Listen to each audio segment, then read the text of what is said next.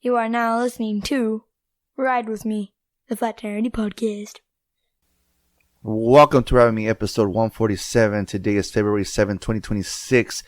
Before I introduce my guest, which was a wonderful surprise, the hotline, guys, 818-806-8595.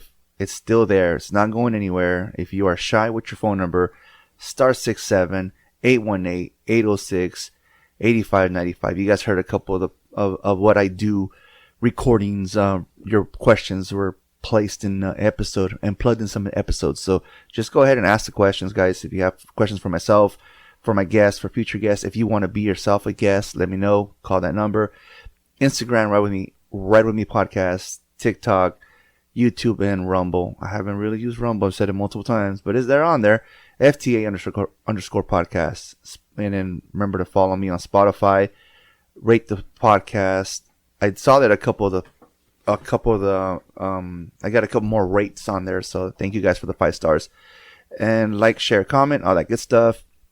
It's also on Pandora, Apple Podcasts, Amazon Alexa, YouTube, and all that good stuff. And sponsors. Hit the road with peace of mind with SolarX Insurance. Whether you ride a motorcycle or need an SR22, SolarX can help. They offer fast, friendly, and affordable coverage.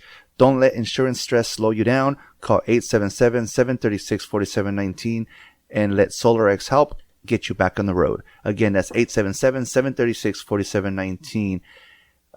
Hit up my boy Juan when you guys get a chance.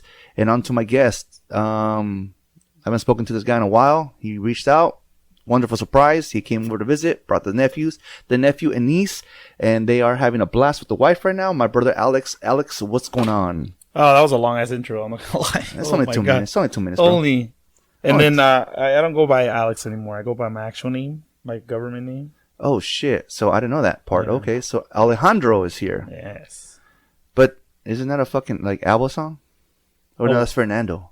No, Alejandro's a Lady Gaga song. Yes, okay, it's a Lady Gaga song. This guy likes to wing it, so I don't have no fucking nothing written down. Well, that's I kind of gotta do it, man. Kind of do.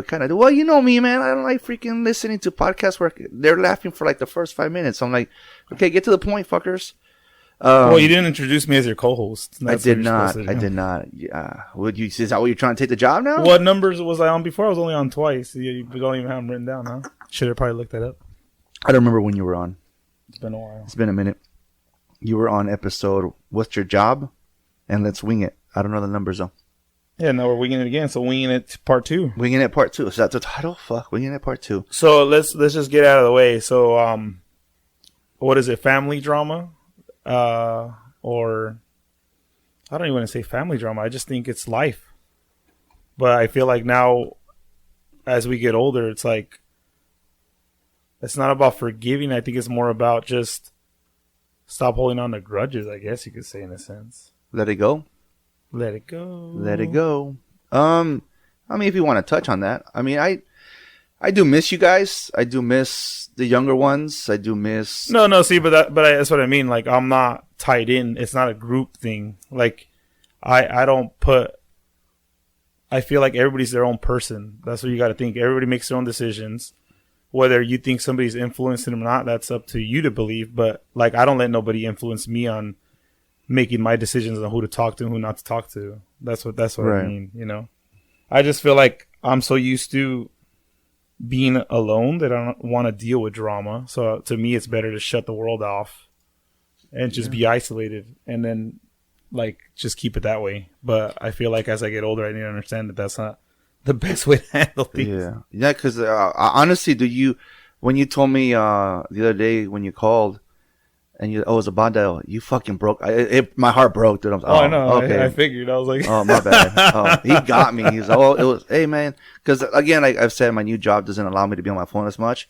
Not that they strict me on it, but I have to mainly talk to the customers more than I do the be on my phone. So I get to my car.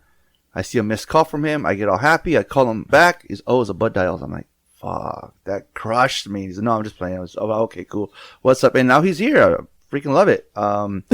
He brought the kids. They're having a blast with my kids. And even though there's a massive age gap, but they're out there freaking having a good time. So now let's see. What are we on here to talk about since we're winging it? So the main thing is I like listening to podcasts. I want to do my own podcast, right? So obviously I'm piggyback on you taking your podcast over, you know.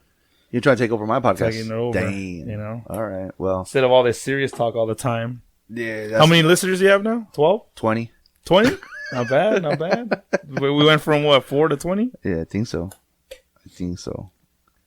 But hey, man. So how's it been for Andy doing a podcast? It's. I don't think anybody interviews the interviewer. Nobody interviews me. No, Ricky was supposed to, and he fucking flaked on me. Oh, there you go, little guy. That's why I'm the co-host. And That's exactly, Ricky. You're out of it. You're out of it, asshole.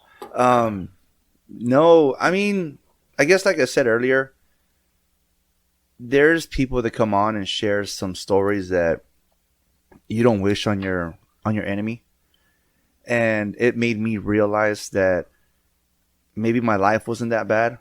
Maybe I just have mommy issues, you know. Daddy issues. My dad went to go get the milk, never came back. Compared to some of these stories that I've heard, yeah, my life's not that bad. See, but like, okay, for example, let's break it down. So we kind of grew up together, technically, but I think we all grew up differently. And I feel like even with each one of us, which is 12 of us, 11 of us now. Yeah. Right? So we all have a different story. And when you talk to each one of us, we're all completely different. Mm-hmm. And we all have our own unique story, and we all see the world differently. Like, for example, me, I could tell you from the beginning, I didn't care about being in this world. I never did. Not at one time. It took me a long time to care about being here. So where does that come from? That came from before. Right. You know what I mean?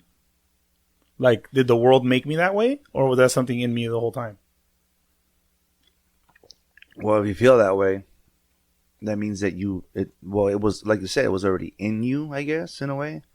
Is it like freaking butterfly effect? Kind of in a sense, for example, like stuff resonates with you, like things you watch or things you read or whatever, right? They're like, damn, that really like hits me, you know? That really, like, I feel that. Nobody has to tell you anything. You just know, like, damn, this, like, really, why is this resonating with me? Like, for example, like, what's the earliest thing you remember? What's your earliest memory? Anybody listening, think about it. What's your earliest thing you can remember? Will you remember being like, oh shit, like I'm here?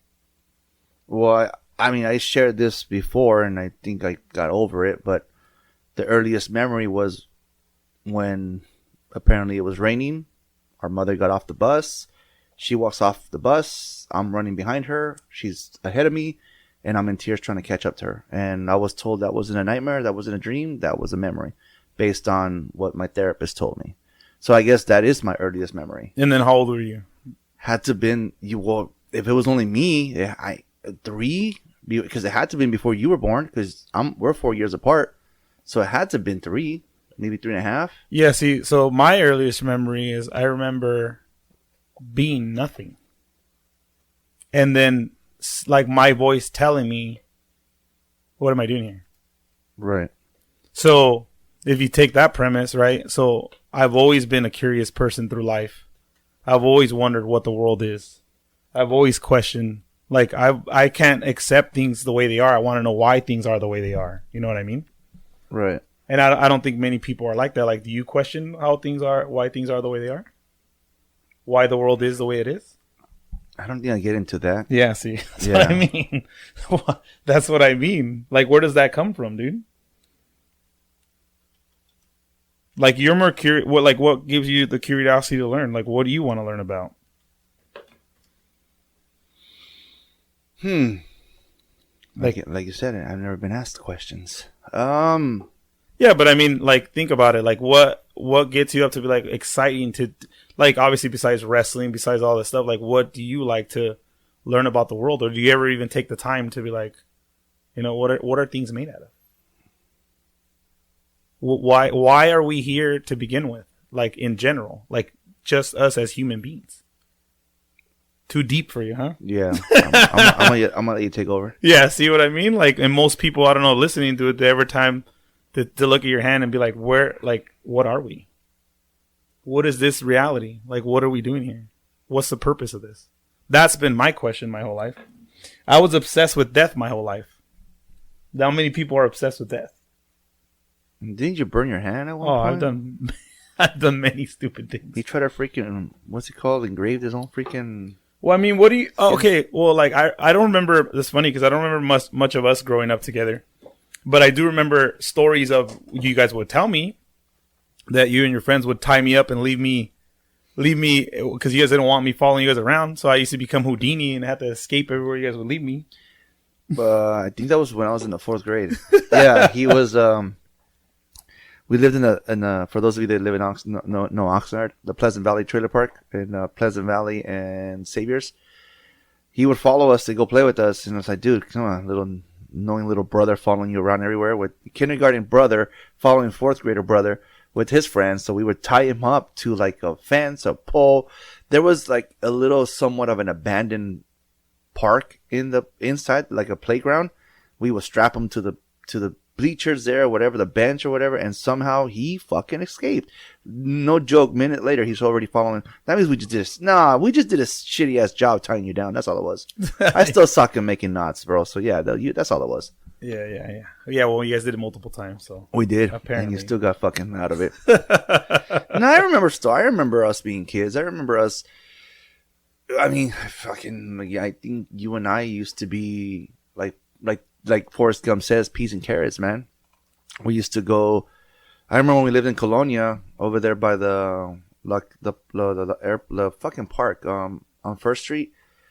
We would walk all the way to the fucking laundromat and go fucking. And it wasn't like a next block over. It was like up the street, down this block, up until middle of Cooper. There was a laundromat right there. That laundromat's still there, dude. And we would go do laundry, and we would celebrate with the fucking Twix candy bar, chocolate bar. Oh, and we used to do the whole Independence Day Independence thing. Day. Yeah. For people who don't know, Independence Day is when they do the cigars. They celebrate with the victory with the cigars. The fat ladies. Fat lady scenes, right? Yeah. And, good old Will Smith, good movies back in the day. And then we used to, in that same place, we used to have an abandoned elementary next door, and we used to crawl through the fence, play basketball, at one point, I think I was rollerblading one time on the roof. We did street hockey on that freaking. We had like 2 little milk crates and this little ball from McDonald's, hockey sticks, and we would go play. Thanks to Mighty Ducks. Yeah.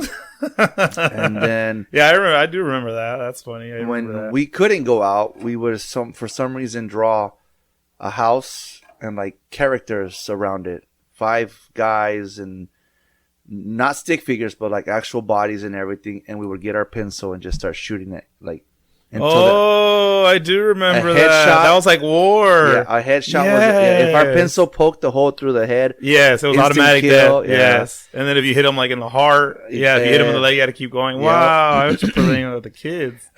We used to do that a lot. You know what I did show the kids? When I showed them how to throw the shoe. That was like back in like we moved a lot. We moved a lot. So we lived in this time we lived in Rose Park, and in the apartment complex there used to be a park in between, in the middle.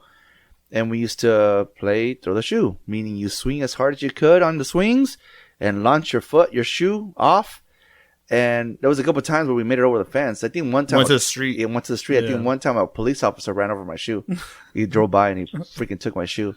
But I think we did a lot of shit as kids. Like, honestly, again, man, I know that I've always said like maybe like I have mommy issues and shit, but sometimes I look at other people's stories and stuff. I'm like, our childhood wasn't that bad. Okay, example. Well, I mean, you gotta cut it with the. So here's the thing I've learned through life as you get older. Like, yeah, it's okay because it makes you the character you are, but it's still not, I mean, I don't know. I guess it builds character, but when you look back on it, that's still not a normal life. No, it's not. It wasn't. It's like it makes you a different kind of person, and it's hard for you to sometimes sympathize with other people. So our brother Danny was here. He makes his rounds, and I think right now he's at Veto's house. But he made his rounds. It's funny, for the last like 3-4 years he's been here for Halloween, and this is the first time that he stayed for Thanksgiving and Christmas. He actually left Christmas evening because he had a run. But when it was time to decorate, he would see, like, I don't know, a twinkle in my eye, I guess. He saw me decorating. I get excited. I would get home from work and I would decorate another section of the yard because I like to compete with the guy down the street. I want to be the one to have more fucking lights. Oh my God. Fuck Martha May. I was going to say the Grinch lady, yeah. Oh my Fuck God. Martha May. I want to have the most lights. And, so he started asking questions. Because obviously he wasn't raised with us. So he started asking questions like, was it like this, like your childhood? And I'm like, honestly, I think Christmas is the one holiday she always went all out. We always had a tree. We always had lights around the windows. We always had Christmas gifts. I mean, I guess that kind of like Christmas kind of triggers a happy memory, I guess. And we do not freaking put a fake tree. It's always got to be a real tree. But no, yeah, I was telling him, like, I mean, you know what? No, she did. She did. She would always make sure that for Christmas she went all out. She did. Well, I mean, I just think, yeah, there's always things that you could find that, yeah, she did or she didn't do. But like, for example, like even that, like you're saying Christmas. See, like to me, I've never cared about any holiday. I've never cared about celebrating a holiday, celebrating my birthday. Like to me, those things don't really mean anything. The only reason I do them now is because I have kids. So right. it's completely different. But if I didn't have kids, I wouldn't care about those things, like at all. Right. To be like you said, I mean, that's why I keep bringing it up. Like, where does that come from? Because obviously, you like Christmas, you like a lot of my brothers do, but I don't. I don't care about those things. Yeah, no, I like I said, like, I mean, we even leave everything up until like the week of my wife's birthday. That's when everything comes down. But when I'm putting it up, it brings joy to it's like they say in the Grinch, his heart grew fucking 3 sizes or whatever. Yeah, 3 sizes. So I mean, like, cause I can be an ogre and I can be a Grinch at home and I can be, you know, like, cause again, it's like sometimes my family, my wife's family or my mother-in-law, they say something about Christmas or whatever. I'm like, yeah, bah humbug, you know. But here at home, it's a different story. And I don't know. To me, like, even, you know, okay, so what do they say? What is your love language, right? To me, I don't know, man. To me, it's more when I buy my wife something. To me, that's showing her that I love her, and again, that goes back to a memory, and that's one thing that I told Danny. People always told her, Andres is a good kid. Andres is a good kid. And whenever she could, she would reward me. We had a PS2. Then we had a fucking Nintendo 64. Yeah. She always makes sure that, in a way, I feel like that's the way she showed love. Mm-hmm. By giving us stuff. And to the same thing with me, like the boys, Jojo, for example, I was just telling you. Jojo, we're in public, dude, and he'll try to grab my hand. And I'm like, dude, get the fuck off me, dude. Like, you're embarrassing me in front of my friends. And like, dude, you don't have any friends. And like, you heard the way he talks to me and shit. But, you know, or he'll try to like cuddle and shit. Like, I noticed that Jojo's, maybe with me, his love language is touch. But they get that from Letty. Because Letty, my wife, she also, her love language is touch. To me, is giving them stuff. Like, you know, Nick broke his Beats headset for Christmas. He got a brand new one. You know, Jojo had the fucking headsets, the other ones, the smaller versions of the pros, and he wasn't a fan of them. So I got him the one that, you know, like, I don't know, man, to me, because I guess that's how I was treated. I was shown love with gifts. So I don't know, does that make sense? Yeah, well, see, I kind of see that. And then to me, it was like, I feel like I only ever got love once I started doing things. Because before that, I remember I was always neglected. I was always like, oh yeah, I don't like Andy's shadow. Yeah, exactly. And then even after you left, I took over. It's the same thing, but it was only because, okay, now you're helping, so obviously now it's going to be more okay. Because I feel like I was always ignored. Yeah, like, or even Vero, and not to like bring down my sister or anything, but it's the same thing. Like, that's just the way she was, you know. She cared for more, obviously, for the one daughter she only had, you know, or the son that's doing the most at the time. So, but to me, it's weird because it doesn't matter to me whether I get love or not. Because to me, I don't need that to validate me being here. Like, I don't need I don't need anybody to tell me, oh, you're good enough. You know what I mean? Like, I've always known I've been good enough. I just been letting the world tell me that I'm not. And that's everybody. Like, everybody's good enough. You just choose not to be. Right. Like, you choose not to be. You choose to say, I have mommy issues. Because when you say that, you make it real. You know what I mean? When you say, oh, I don't love. Yeah, you don't love because you keep saying you don't love. You know what I mean? You're telling that to yourself. You're believing it yourself. The more you say something, the more it comes true. That's the reality of the world. Right. So, like, if you want to move forward, like, for me, I learned it early because, like, for example, you're saying we moved everywhere. Yeah, so I stopped making friends because I said, what's the point of making a friend if you're going to lose them anyway? Mm-hmm. So what's the point? So I knew as soon as I would leave, okay, these guys were cool with me, but I'm out. You know what I mean? And eventually I would run into the same people and they would force me to be friends with them because they'd be like, hey, I thought we were friends. And they would follow me around. So, like, I slowly learned how to actually become somebody's friend. I mean, I'm still working on it because I'm still not that good at it. Yeah. No, no, 100%. Like, and that's the difference. See that? Okay, let's talk about that. Yeah. And with me, it's different. Yeah. With me, even though I knew I was going to lose these people, back in the day, it's hard to keep in contact with people, but now it's like, it's easier, different, right? Yeah. So I don't know if I've already said this part, but I left one job to another. So let's consider that I moved. Yeah, right. That's the same thing. Moved. Okay. It's the same thing. I thought I was close with most of the guys there, right? I'm saying I thought. One guy who met my family, who we went to have lunch, who we were cool with, even met Roger and everything, and all of a sudden he disappeared. He ghosted me, right? And one of my buddies, Juan, shout out to Juan, even though you got a 94 the other day, you fucker, whatever. He told me, he's like, you can't force people to be your friend. No, you can't. You know what?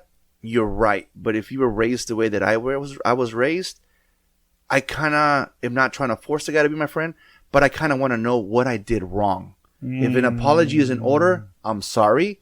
If I still apologize and he tells somebody to go fuck off, no problem. I'll fuck off. But at least tell me what I did wrong. Yeah. Because, again, a lot of times as a child, you get hit, beat, whatever. What did I do wrong?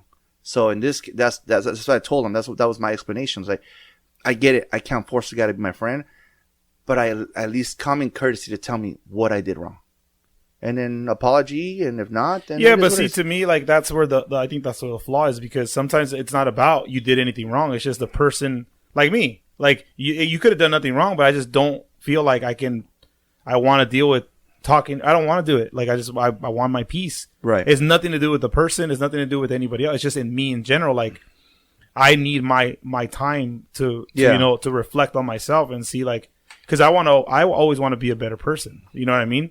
And you're trying to be a better person too. That's what you're thinking, but you might be coming at it the wrong way. Exactly. Because you think, yeah, it's something wrong with me. No, it could be something wrong with them. You know what I mean?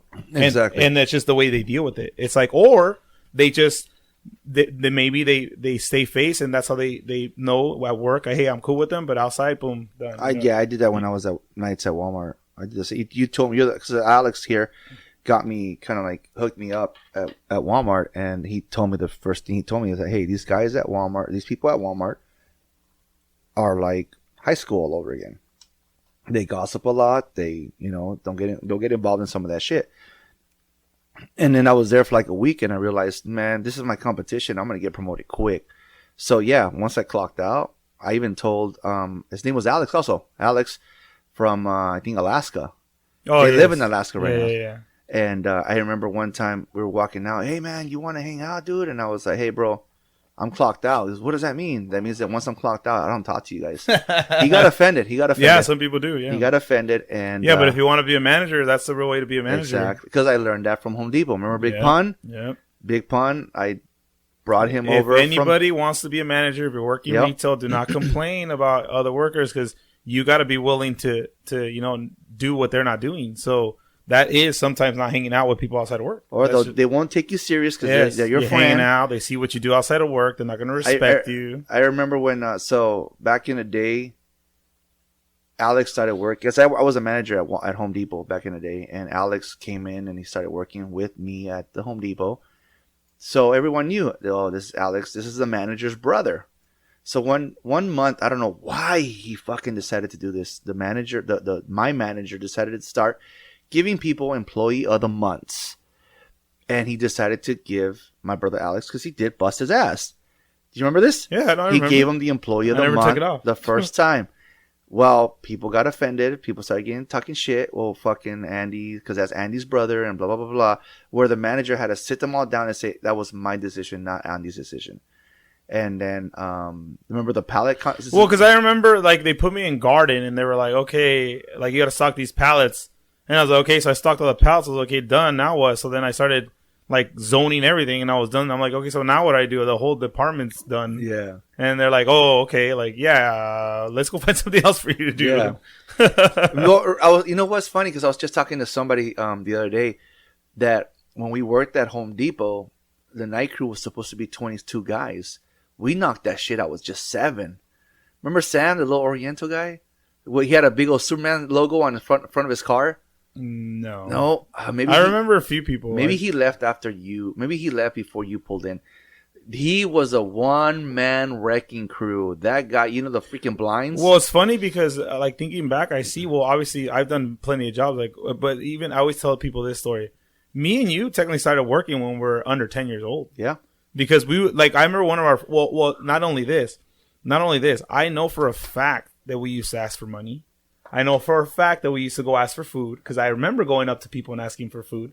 So we used to it technically not called begging, but we were technically begging for food and money. So we were hustling since we were small already, because that's how we were trained to do. Like, it's funny because I look back and I think what I tell myself is we're modern kids nowadays, like in poor communities. Some of them are modern day slaves. You're literally technically a slave because you're working for your parents, trying to, you're trying to help them, but that's slavery, because you're not your own person, because you're doing it for somebody else. You're not doing it for somebody else. So, like, I remember one of our first jobs is we wouldn't even get paid. We would pass out flyers for a video store. Oh, shit. We would walk around. I remember because we would split up. Yeah. And we would walk through parking lots and put them on all cars we could. And then when we were done, we would come back, and then they would let us pick a movie. Yeah. And that's how we got paid. I think it was inside the Gloria. It was right? by La Gloria. Yeah. No, I think it was across the street of La Gloria. Yeah. But we would go put flyers at the Gloria. Yes, right? we would. Yes. So we would go and pretty much work for a movie. We would work for a movie. Hey man, go pass out these flyers, get rid of these flyers. And I remember the first movie I got, there were VHS tapes. The first movie I got was Indiana Jones and the Temple of Doom. I remember I got Coneheads. I remember I had like 4 movies I had gotten from there from doing that. And then I think when I was in the 6th grade, I did I believe I was in the 6th grade. I did the selling chocolates door to door. Yeah. With in a plastic box and stuff, and it was like, I don't remember the speech. It was a long speech they made us remember to freaking say it every time they opened the door. So I sold chocolates for a while. And then... I remember I worked for a landscaper, remember? And then you started working for the landscaper, too? Yeah, we did yard work. Yeah. We did yard work, and then we did... we did a lot, man. As kids, we did a lot. And, what do you call it? But no, back to like the Home Depot thing. I remember one time, like, we were talking about the friendship, right? Like, easy with the friends and stuff, because this is what made me realize that, because there's this guy... I guess Alex was in the paint department, and he was fucking knocking it out. And one guy, I think his name is Jerry. I don't remember fucking Jerry. Yeah, yes, right. It was Jerry. And we became cool after, which is funny. Jerry was like, asked that guy Pon, hey, can you pick up that pallet? The pallet belonged to you, your department. And he told him, I'm not picking up that fucking pallet. So it got brought up to my attention, because what happens in night crew, we're one team, one dream, right?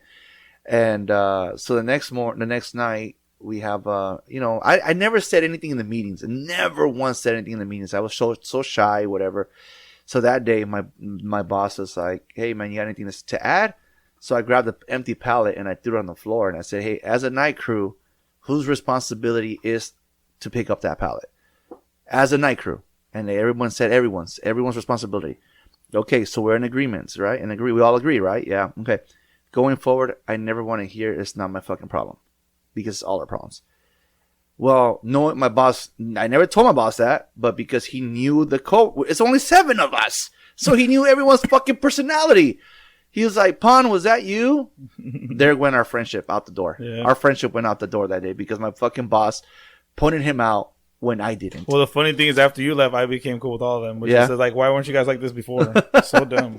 Right? So dumb. I think, Jerry did tell them, you guys are going to fucking hate it when Eddie's gone. You guys are going to hate it. Oh, yeah. It was for a while, too, because I kept getting people that couldn't handle it. So, no, it was, that Home Depot night crew was a fucking beast. It was a different world. And now you go to, like if I show up at the Walmart, the Home Depot here, and it's like, all these guys are like, well, man, you guys wouldn't have survived in 2005. There's no way you guys would have survived what we did. Well, Walmart's the same way, too. Yeah. Walmart's the same way. It's like, they get rid of a lot of night crews at Walmart, right? Oh, it's back. They realize they can't do it without night crew. Or night shift. But, yeah, no, we did a lot of, we were young and already hustling. Yeah, I mean, that's why it's funny because I feel like I'm an old man. Like, I am an old man, but I feel like an older old man. And it sucks because sometimes you talk to people and it's like, dude, I've been through so much shit. It's like, and I know you have too. So it's just crazy. And then the more I talk to people now and I realize, holy shit, you've never had an experience where you've just been like, holy shit, what do I do in this situation? And that's what kind of gives me perspective now to understand, like, oh, not everybody's at where somebody's at, so they're not going to be able to understand you no matter how much you want to explain it to them. Right. Like they just don't know. Like, because now I travel for work, so I talk to a lot of people and I start to realize, holy crap, a lot of people don't get out of the first town they're in, or they go out. Like, a lot of people just stay inside now, you know what I mean? They don't go out, and it's a weird feeling when you talk to somebody who hasn't experienced things. It's funny because he came over when they got here, came in the house and everything, and it's like, why is it so fucking dark in here? All our blinds are closed and shit. And what's the first thing the boys say? We don't go out. Yeah, exactly. Same thing. I was like, bro, you guys need to get outside. What are you guys doing? You need the sun. You need the sun. That's vitamin D, man. Yeah, we're fucking vampires and shit. Yeah, like, okay, we'll open a curtain. And then you know what's funny? But what's funny is that Roger one day came over. He came to visit, and his comment was, the fuck, you guys don't believe in curtains? Because we had all our blinds open. You know? Now it's all dark. So, yeah. But no, yeah, I mean, it's a different world, I guess. I mean, compared to back in the day to now, I mean. Yeah, but you think it's better now or you think it's worse? Honestly, dude, I think, like you said, let's go back to the way we grew up, right? It builds character, right? Like, nowadays we have all this gentle parenting. Right, I tell, like, example, I would take to put my kid on blast, but I had to have a conversation with him recently to tell him, like, dude, you wouldn't survive what I survived. Like, if you think you have it bad, kid, you have no idea, man. Like, put my shoes on, and just, I don't hit you guys. I don't get me wrong, I did spank them. Up until they became teenagers. By then, I'm like, well, I can't spank them anymore. They're teenagers. Now it's just like I said before, the symbol of the rock. Go and bring it. Give me your give me your electronics, because that's all I have now. And when Nick wants to throw his little like angry tantrum to something, like, kid, you have no idea, man. You need your life's not that bad, kid. Like, no, see, that's the hard part for me because I agree in a sense but I feel like there's a way to do it without having to like spank or like, because I've gotten to the point where I used to pull their ears or like want to spank them, and now I've gotten to the point where there's a different way, but it's a harder way, and I think that's the problem. The easier way sometimes is just a spank, like boom, but yeah, it's like the more you put thought into it, it's like, okay, yeah, I think, and maybe the case is too, some kids might need it, to be honest, because there's some kids out there that like they've never experienced it. And then what? You're gonna wait till they're older to realize, until they're in a different situation to be like, holy shit, this guy's gonna sock me or kill me. You know what I mean? The last time I spanked JoJo, and I think I shared that story with you guys yesterday. I went to the other room where my wife works from home, so I went into her office, and I'm like, fuck. And she's like, what? I'm like, they're right. What do you mean? When they say it's gonna hurt me more than it's gonna hurt you, it fucking hurt me to spank my kid. But like you said, dude, I slept fucking 3 hours great. So ever since then, no, it's what the joke that goes out now that says, I got spanked as a child and now I suffer from respect to others. Respect. See, but that's the thing too. Like, for example, like we used to get spanked. We used to get belted. We used to get everything. And I think after a while you get numb to it. Cause I mean, I would get locked. They would lock me in a dark room. That was the answer sometimes. Just lock them in a closet. Yeah. Like, do you remember being locked in a closet? I don't think so. Yeah. See, but I remember what you said about like just immune to it, because I remember the last time she hit me, I just laughed. Yeah. It didn't hurt. Yeah. Because it doesn't hurt you anymore. You already know what's coming. And I feel like that's why I have this high pain tolerance where nothing bothers me, because like, dude, I've been locked in a dark room for hours, left there for a day to doing nothing but sitting there in the darkness. Like, think about that. Think about what that does to a kid. Fuck, I was locked. The last time I was in jail. I was in my cell for 3 days and I was going crazy. Yeah, exactly. 3 fucking days and I was going crazy. That's what I mean. So just think as a kid being locked in a dark room for a day, all because you can't tie your shoes. You know what I mean? That's right. Yeah. That's right. They said you don't know how to tie your shoes. You're gonna go in this closet until you learn, and then you're not coming out till you learn how to tie your shoe. And I'm gonna tell you that I didn't learn that way. I'll tell you that right now. I learned how to talk to the walls. They don't talk back, or did they? Oh, sometimes they do. There was a meme I sent to my buddies the other day, and it said, guy turned himself in because his imaginary friend overdosed himself. He killed his friend by overdosing. Yeah, that was you, huh? Imaginary friend. Did you have an imaginary friend when you were a kid? I don't think so. But see, here's the thing I find. So here's the thing that I kind of started looking back more, because I've never been like you where I care about my past or whatever. I never thought about it. But the more I start to realize, holy shit, maybe I'm the way I am is because of the way I grew up. You know, obviously, duh. And so now I'm starting to question, okay, start looking back, what made you this way, you know? But see, when I started thinking back, I tell you what, I remember not being here, and then being here, and then me telling myself, why am I here?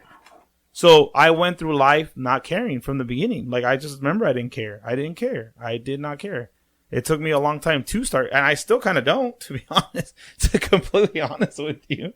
I'm not going to lie. I still don't fully care. Like, it's just something in me. Like, I've always known this world is fake. That's how I feel. I feel like it's all a lie. I feel like a lot of stuff is a lie. And to me, it's like, but I can't just say that and then be like, oh, but you're going to understand me. No, because I spent the time to look at what this lie is. Or even me saying a lie is maybe the wrong word just to use, you know? But it's not, the world isn't what they say it is, because here's how you know. When something bad happens to you, and then somebody tells you, oh, it's okay. How do you know it's okay? How do they know? They weren't in your position. You weren't in their position. You don't know. So for example, like my biggest thing, and this is a gripe, and I don't like to get into it, but like the whole church and God thing, right? Like I for a long time, I hated God. I said, you know, whatever version of God you want to believe in, I cursed it. I was like, why would you put me in all these things? And and it's easy to blame somebody else. That's what you're doing. You're just blaming somebody else because I didn't care. So guess what happens when you don't care about things? Well, bad shit's going to happen to you because you don't give a fuck. It's what you're doing. It's what you're putting out. What you put out is what you get back. So guess what? If you don't care about hurting other people's feelings, you don't think your feelings are going to get hurt. You don't think if you don't care about hurting people, you don't think you're going to get hurt. Of course, it's all going to come back to you. It's called karma, dude. Oh, karma. I've said this before, and it's in my trailer, the podcast trailer, that I was a shitty individual, and karma came knocking on my door. It's a trip. You know, it's to the point where if I see a penny on the ground, there's a homeless guy. Let me give him here. This was on the floor, dude. You can have it. Because I'm afraid of being penalized because I didn't need that fucking penny. Yes, you don't. But yeah, exactly. But somebody else could need it, and it's not going to hinder you from picking it up and give it to somebody else. Yeah. So no. Yeah. Karma. It's fucking karma's real. 100%. Yeah. So I feel like a lot of things happen to me because of myself. I chose those things to happen to me because the way I went through life, that's what happens. And I think you're right. I think it builds character.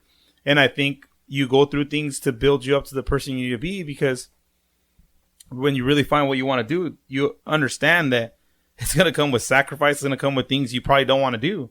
So, and that's for everybody to find. Like, for example, everybody's like, oh, what do you want to be when you grow up? I never knew what I wanted to be I still don't fucking know. I'm grown up now, and I still don't know what I want to be. Like, what did you want to be when you grew up? Cop? Dallas Cowboy player. You know what? You know what sucks? That I I remember giving her the application to sign up for football, and I remember her taking me to the clinic to get the physical, but because my attendance was shitty, I couldn't play. Nope, yeah. And there's some times where I'm watching football, and the Cowboys can be winning, bro. Could be winning. Oh no, I take that back. Not that I can make a difference, right? But they're fucking getting their asses kicked or whatever, and I'm just fucking sad. And my wife looks at me, "What's wrong? Oh, they're losing? No, what? I should have been out there." You could have been the Rudy of the Cowboys. I should have been out there, man. That was me, man. Have you ever seen the movie Rudy? I have not. Oh my god! So that's the whole point of that movie. The point of that movie is it's the guy. What's his name? He's in Lord of the Rings. He's in 50 First Dates. He's in Encino Man. What's his name? The white guy. Fucking Bob from Stranger Things. Yeah. There you go. Bob from Stranger Things. Name. So the name's called Rudy. It's based on a true story. Check this out. The last time you were here, I didn't have this technology. Now I do. Keep talking. I'll Google that shit. So right Rudy. now. So look at. So there you go. Rudy. I'll pull it from my brain. I think it's Sean. So what it is Sean Austin. Yeah, there you go. That's his name. Without even Googling it. Yeah. So he wants to be on a football team, college football team. So he moves there. He joins the practice squad and he hustles. Never makes it on the team. But they use him as an example. The coaches always bring him up. Why can't you be more like Rudy? So at the end of the season, they let him play. They let him play in one play in the last game, and he gets a sack. Yeah, he gets a sack. He's a defensive player. Yeah, check it out. It's called Rudy. It's an old motivational movie. Rudy. I gotta watch it. No, yeah, that's Sean Austin. Look at that. Without even Googling. What year did it come out? Oh, in that case, let me get. I think you're so. Oh my god. Let me get Google going. No, because we got the answer. We got the guy's name. Yeah, but you could have looked up the movie, sir. Come on. Sorry. I'm bringing it up. People don't know about this. 1993. There you go. 1993 was. It took you to describe. What does it say? I don't like to read out loud, dude. Come on. Rudy, Sean Austin. Rudy, I can't pronounce his last name. Wants to play football at the University of Notre Dame, but has neither the money for tuition nor the grades to qualify for a scholarship. Rudy, I can't pronounce that word. Just skip it. His efforts to get out of the steel mill where his father works, when his best friend Christopher Reed's in it. Oh yeah, shit. I remember that. I think he plays football. I think he's a quarterback. Christopher Reed dies in an accident. Maybe not. Okay, wait. Overcoming is dice. I can't pronounce that shit. How can I read better than you and I'm dyslexic? Dude, because you read more as a kid, bro. Well, I had no choice. You read. Look, okay, that's the one thing we were talking. Actually, that's the one thing we were talking about yesterday.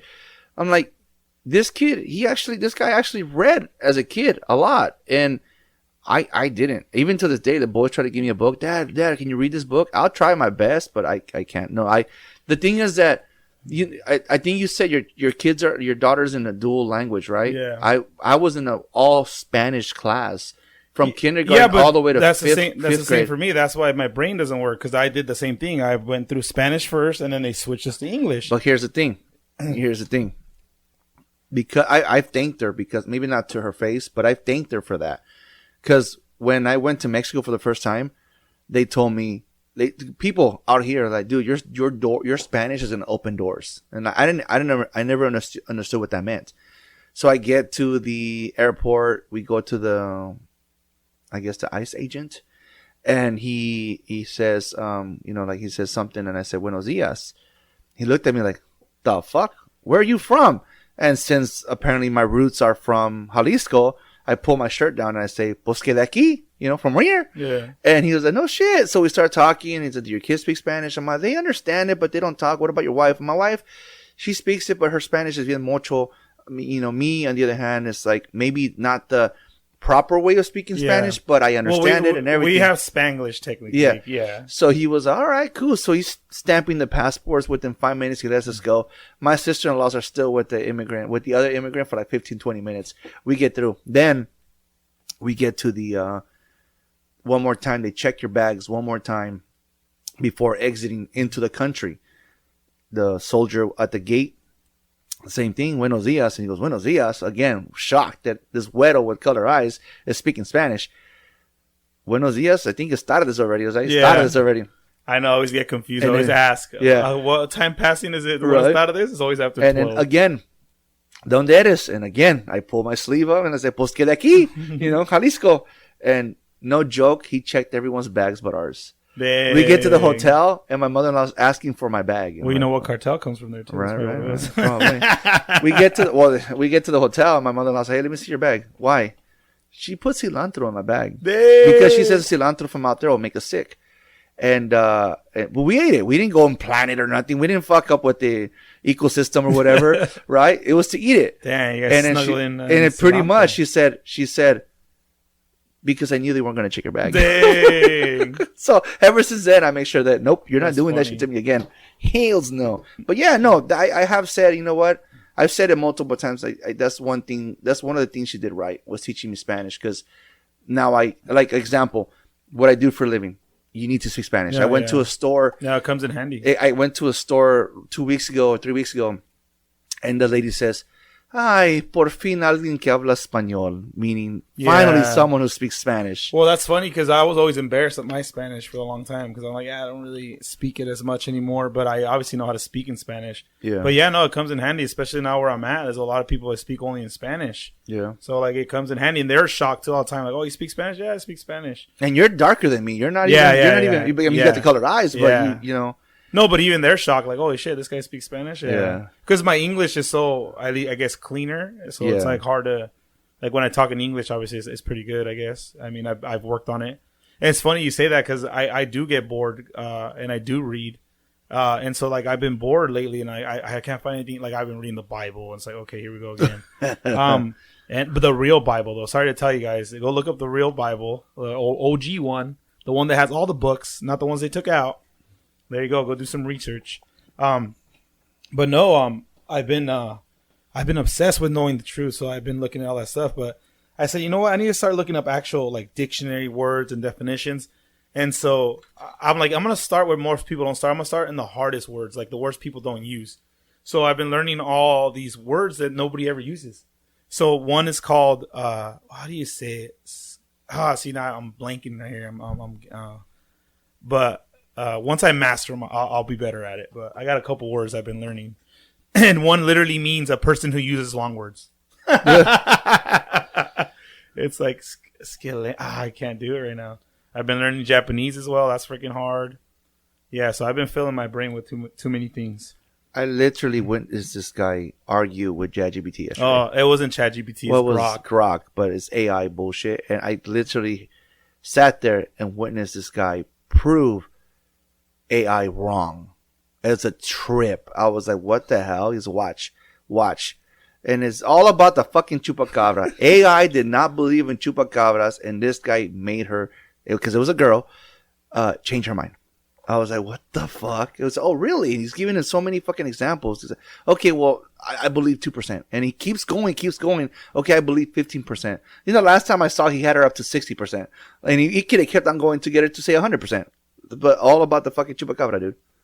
Yeah, well, I didn't believe in the chupacabra either, but AI convinced me. So it's funny that I'm convincing it back because it's the one that convinced me.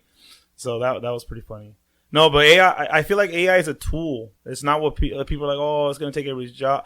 I really think AI is going to end up benefiting everything. I feel like it's going to make, I don't think many people are going to have to work. But at the same time, I'm going to be honest. I feel like it doesn't matter because I feel like people need to start to realize that look what's around you and look what's happening. It's a sign. You know what I mean? Everybody needs to start being more, how can I say this? More self-reliant on themselves. Learn how to plant your own food. Learn what you're supposed to be eating. Stop relying on supermarkets and everything like that because one day they might not be there. I'm just saying. You know what I mean? Like the world can go to shit any day tomorrow. And does anybody have a plan? The radio show that I listen to, the guy's he's been saying it for a couple months now. He says, have you guys noticed that our fruits and vegetables are spoiling a lot faster? And my wife just bought a bag of cuties. I think it was like on a Sunday. And I think on Thursday I threw away 2 of them because they were already molding. Like, she just bought them on Tuesday. So when he said that, you little by little you start realizing, holy shit, he's not lying. Food, vegetables, and fruits are spoiling a lot sooner. Pay attention. Well, that comes from the fact that what people like, see, I look things up. So what happens is you can only use the ground so many times over until there's no nutrients in it. But now what's happening is they use so many chemicals, so many things that the ground is not yielding as much fruit. Because, I mean, I used to work in the fields. It's not as simple as there's a lot already that this gets discarded before it even makes it to the store. So, like, let's say a batch of 100% you plant, you lose 20% before it even makes it out of the ground because some of it's not good to begin with. So now if you're losing already more once you get it home, that's already telling you that, yeah, you might want to start learning how to make your own vegetables and fruits because, you know. And then another thing is to go look at what they put in all that stuff. That's a whole nother ball game. That's a whole nother topic that I don't even know if we should get into right now because the government's probably listening. Need auto insurance or an SR22? Like now, SolarX Insurance gets you covered fast. No license, no problem. We speak your language, shop the best rates, and get you back on the road today. Call 877-736-4719. That's 877-736-4719. Visit slxinsurance.com or call now 877-736-4719. Quick, easy, done. SolarX Insurance. Drive with confidence. Well, at the moment they're not listening because I'm just recording this. But once I that's a good post idea. it, then they're gonna. So we gotta edit that part out then. Huh? Okay, let's see. 50. No, I'm just kidding. Yeah, no, freaking. What do you call it? Yeah, no, my wife's been talking about. Because we have like a little garden. Yeah, you have a good enough space to plant whatever you want. But we have like an actual what should have been a garden for fruits and vegetables. But here's the thing, though, and I guess this is part of my childhood or whatever. I don't like to be reminded that you're helping me. Like, if you're doing me the solid, you don't have to remind me, because I'm doing you the solid. I hate it. I hate it, and it probably is something. Yeah. So one day I was maintaining I went and bought a brand new lawnmower, a brand new weed whacker, a brand new leaf blower. I took a fucking 401k loan to pay for that stuff. Dang. Right? And so I was maintaining the backyard, and then I hate to put them on blast, but my mother-in-law and father-in-law said this was their backyard. You see all those fucking weeds out there? Yeah. That would have never happened. Yeah. Avocado tree went to shit because it dried out. There's a freaking tree in the back. There's like 4 trees that dried out. And this is like in the beginning. We've been here since 2017. So this is like maybe probably made that comment like in 2018. It is now 2026. My father-in-law came over because we did like a brunch for my wife. It was her birthday. And he looks at the backyard. And he's like, fuck, my backyard went to shits. And my wife reminded him, remember what you just said? Your backyard. Yeah, who takes care of it? Your backyard. You stop coming over here and maintaining your backyard. And then he was like, well, because he does babysit a lot of his grandkids and shit. Because Ricky had a baby. He's working on the second baby, and then my other brother-in-law has 2, a 3-year-old and a 6-month-old, and so he's been watching them. He's, but with the kids and everything, my wife stopped them again. You stopped coming before you were watching grandkids. So. Yeah, no, now my wife said, honestly, I don't care what they say anymore. She already gave me the green light to knock down the 3 small trees in the back. Nice. There's another tree over here on this side. Maybe I can clean it up, she said. The avocado tree, I already chopped it up. And then she wants... the thing is, right now, we have Luna. And we have to... If we want to start that garden area for fruits and vegetables, we're going to have to close that out. Yeah. Close that up because then she's going to go in there and just fuck it up. As it is... When Max passed away, I had to put a 2x plywood over his grave because I know she's fucking dig him out and shit. Yeah, so, dang. As it is, Alex spent the night here with his kids obviously in the podcast room / guest bedroom. And, I came out at 3 a.m. because she was barking and howling. I'm like, she has a cage in the house and everything. Inside the cage, she has a little house. And so I locked them up because I didn't want his kids to be afraid of her when they were walking back here. So I locked her up and everything. So at 3 a.m, she's fucking howling and barking. Like, fuck, she's going to wake up Alex and the kids. And so I came out 3 a.m, give her food, give her water. She has all that. But she, just to see if that calmed her down. And I couldn't go fucking back to sleep. Fuck, she woke me up instead of waking you guys up. Yeah, we were out. But but the point is, I don't want to have her. It's not right keeping her locked up. Yeah. all the time. So I guess until the day that she just has to run away or she passes away, then we can start that. In the meantime, once you kind of get it cleaned up and everything, you can slowly start and go from there. Yeah. And then, and then see how the dog is and stuff like that. Because, no, I feel like that's good to kind of just get started. Yeah, because the wife, like I said, she has been saying it for a minute now. Like, hey, like, I'm okay. But I keep reminding her, but it's not our backyard. Until now, no, it's our backyard now. Okay, cool, let's go. So, as you can see, the weeds aren't as high on this side because I started weed whacking. I don't mean to be like a doomsday guy or anything, but I don't know. Like, I just feel like I pay attention maybe more than most, and I just see it. I just see that where it's leading to, and I'm just thinking in my head, like, shit's gonna go down. Like, I mean, maybe people feel it too. I think maybe more people are aware. Maybe I'm not the only one, and I really do feel like we got a good 10 years left, and then shit's gonna go down. That's just a feeling I have. I don't know where it comes from. I don't know if it's because I watch too much shit, but I really feel like people need to start being really self-sufficient in the next 10 years, or you're not gonna make it. I was told already multiple times that you need to learn to shoot a gun, and own a gun, or how to defend yourself and be able to take a gun from somebody else. Yeah, true. Or that too. That's the thing. You gotta, that too. And then some people just. I think the people that step up are usually the people that don't have the best intentions, and the people that are the ones that are well trained. So, but I feel like tough times are up ahead. I don't think things are slowly getting better. I think they're slowly getting worse. Well, my old job, I was locally.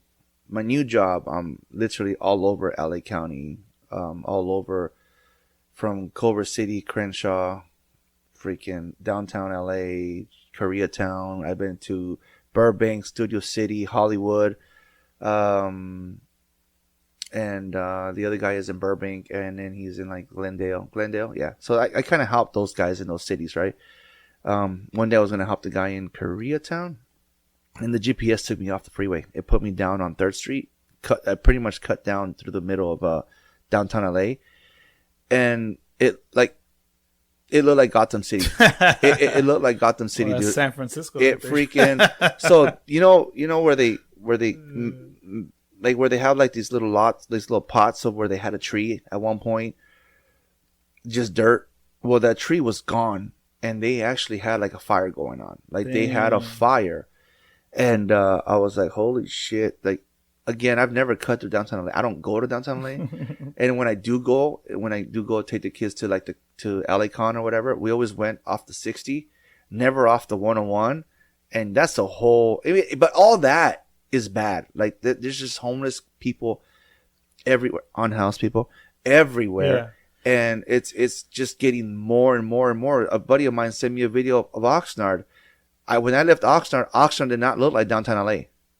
And now it does. Well, even Ventura. So, like, Ventura, when you walk the path for the beach right there, like, the strip. The strip, all same thing, all throughout. It's everywhere now.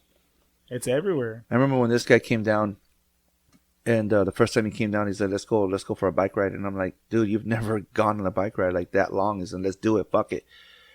We took the long route because the short route would cut through Watts and Compton and everything.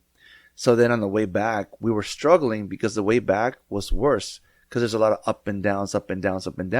But then he saw why we didn't go through there the first time, because we left here like at 4 a.m. Yeah. So it was dark. So there was a guy sharpening his knives like on the sidewalk, and I just told him just fucking keep going. Again, big brother instincts came in, kicked in, and I'm like, dude, just keep going, pedal faster. And I was like, yeah, this is why, because we went down the San Gabriel bike trail all the way over there. We saw nothing but other bikers. We came back the Hondu trail. Homeless people, nothing but nicely made shelters. Yeah, right. Some had power in them. Yeah. And I'm like, this is why we would have definitely made it there sooner, faster if we would have taken the shorter route. But the shorter route, to me, I feel like at night at 4 a.m. is a little bit more dangerous. I did it when I first went to the Queen Mary on the bike. I was with my buddy Paul, and when we started getting close to some of these people, he asked me, "Did you bring anything valuable with you?" I'm like, "I'm just my bike." He's like, "Okay, cool, because get ready to lose it." Dang. I'm like, we're gonna have to walk back home. That's funny. Yeah, so it's completely different, man. different. It's crazy. Like we had an unhoused person right here at the end of the block. A homeless person. Yeah. I don't want to get sued. You know what I mean? Unhoused. Oh Dude, not George Lopez. Fluffy made it was one of his comedy specials. He was talking about that. You don't say homeless, you say unhoused. So he made a whole fucking joke about unhoused.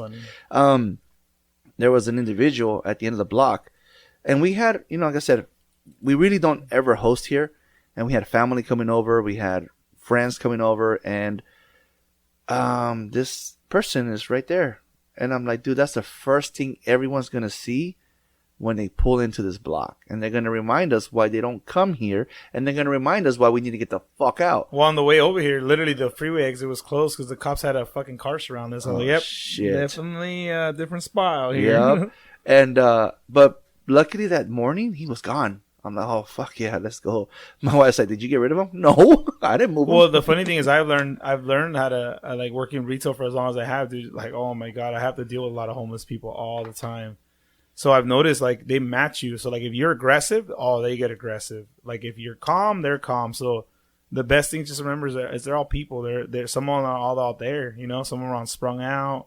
Some just didn't end up in the place they need to be, I guess. But I've learned the best way is just match their energy. Don't get crazy unless they're gonna get crazy on you. You know what I mean? There was this one morning. It was Nick and I went to the store. And after that, there's this one, because here there's a lot of mosquitoes and shit, and you've seen the incense that I use, those really long ones. There's a little liquor store in the center of El Monte, where they sell the really long ones. So I told Nick, hey, we're gonna go get after the store, we're gonna go buy some of those. Okay, yeah, cool. We get out of the car, a homeless guy comes up to us, unhoused, and he starts talking to us about the Queen of England and all kinds of shit. Like, he very educated on the Queen of England, like very educated on war and soldiers for whatever their terms in that side of town, right? Yeah. When we were driving home, I asked the kid, and Nick, what are you doing, kid? He goes, some of those words he was saying, I'm fucking Googling them. Oh yeah, yeah.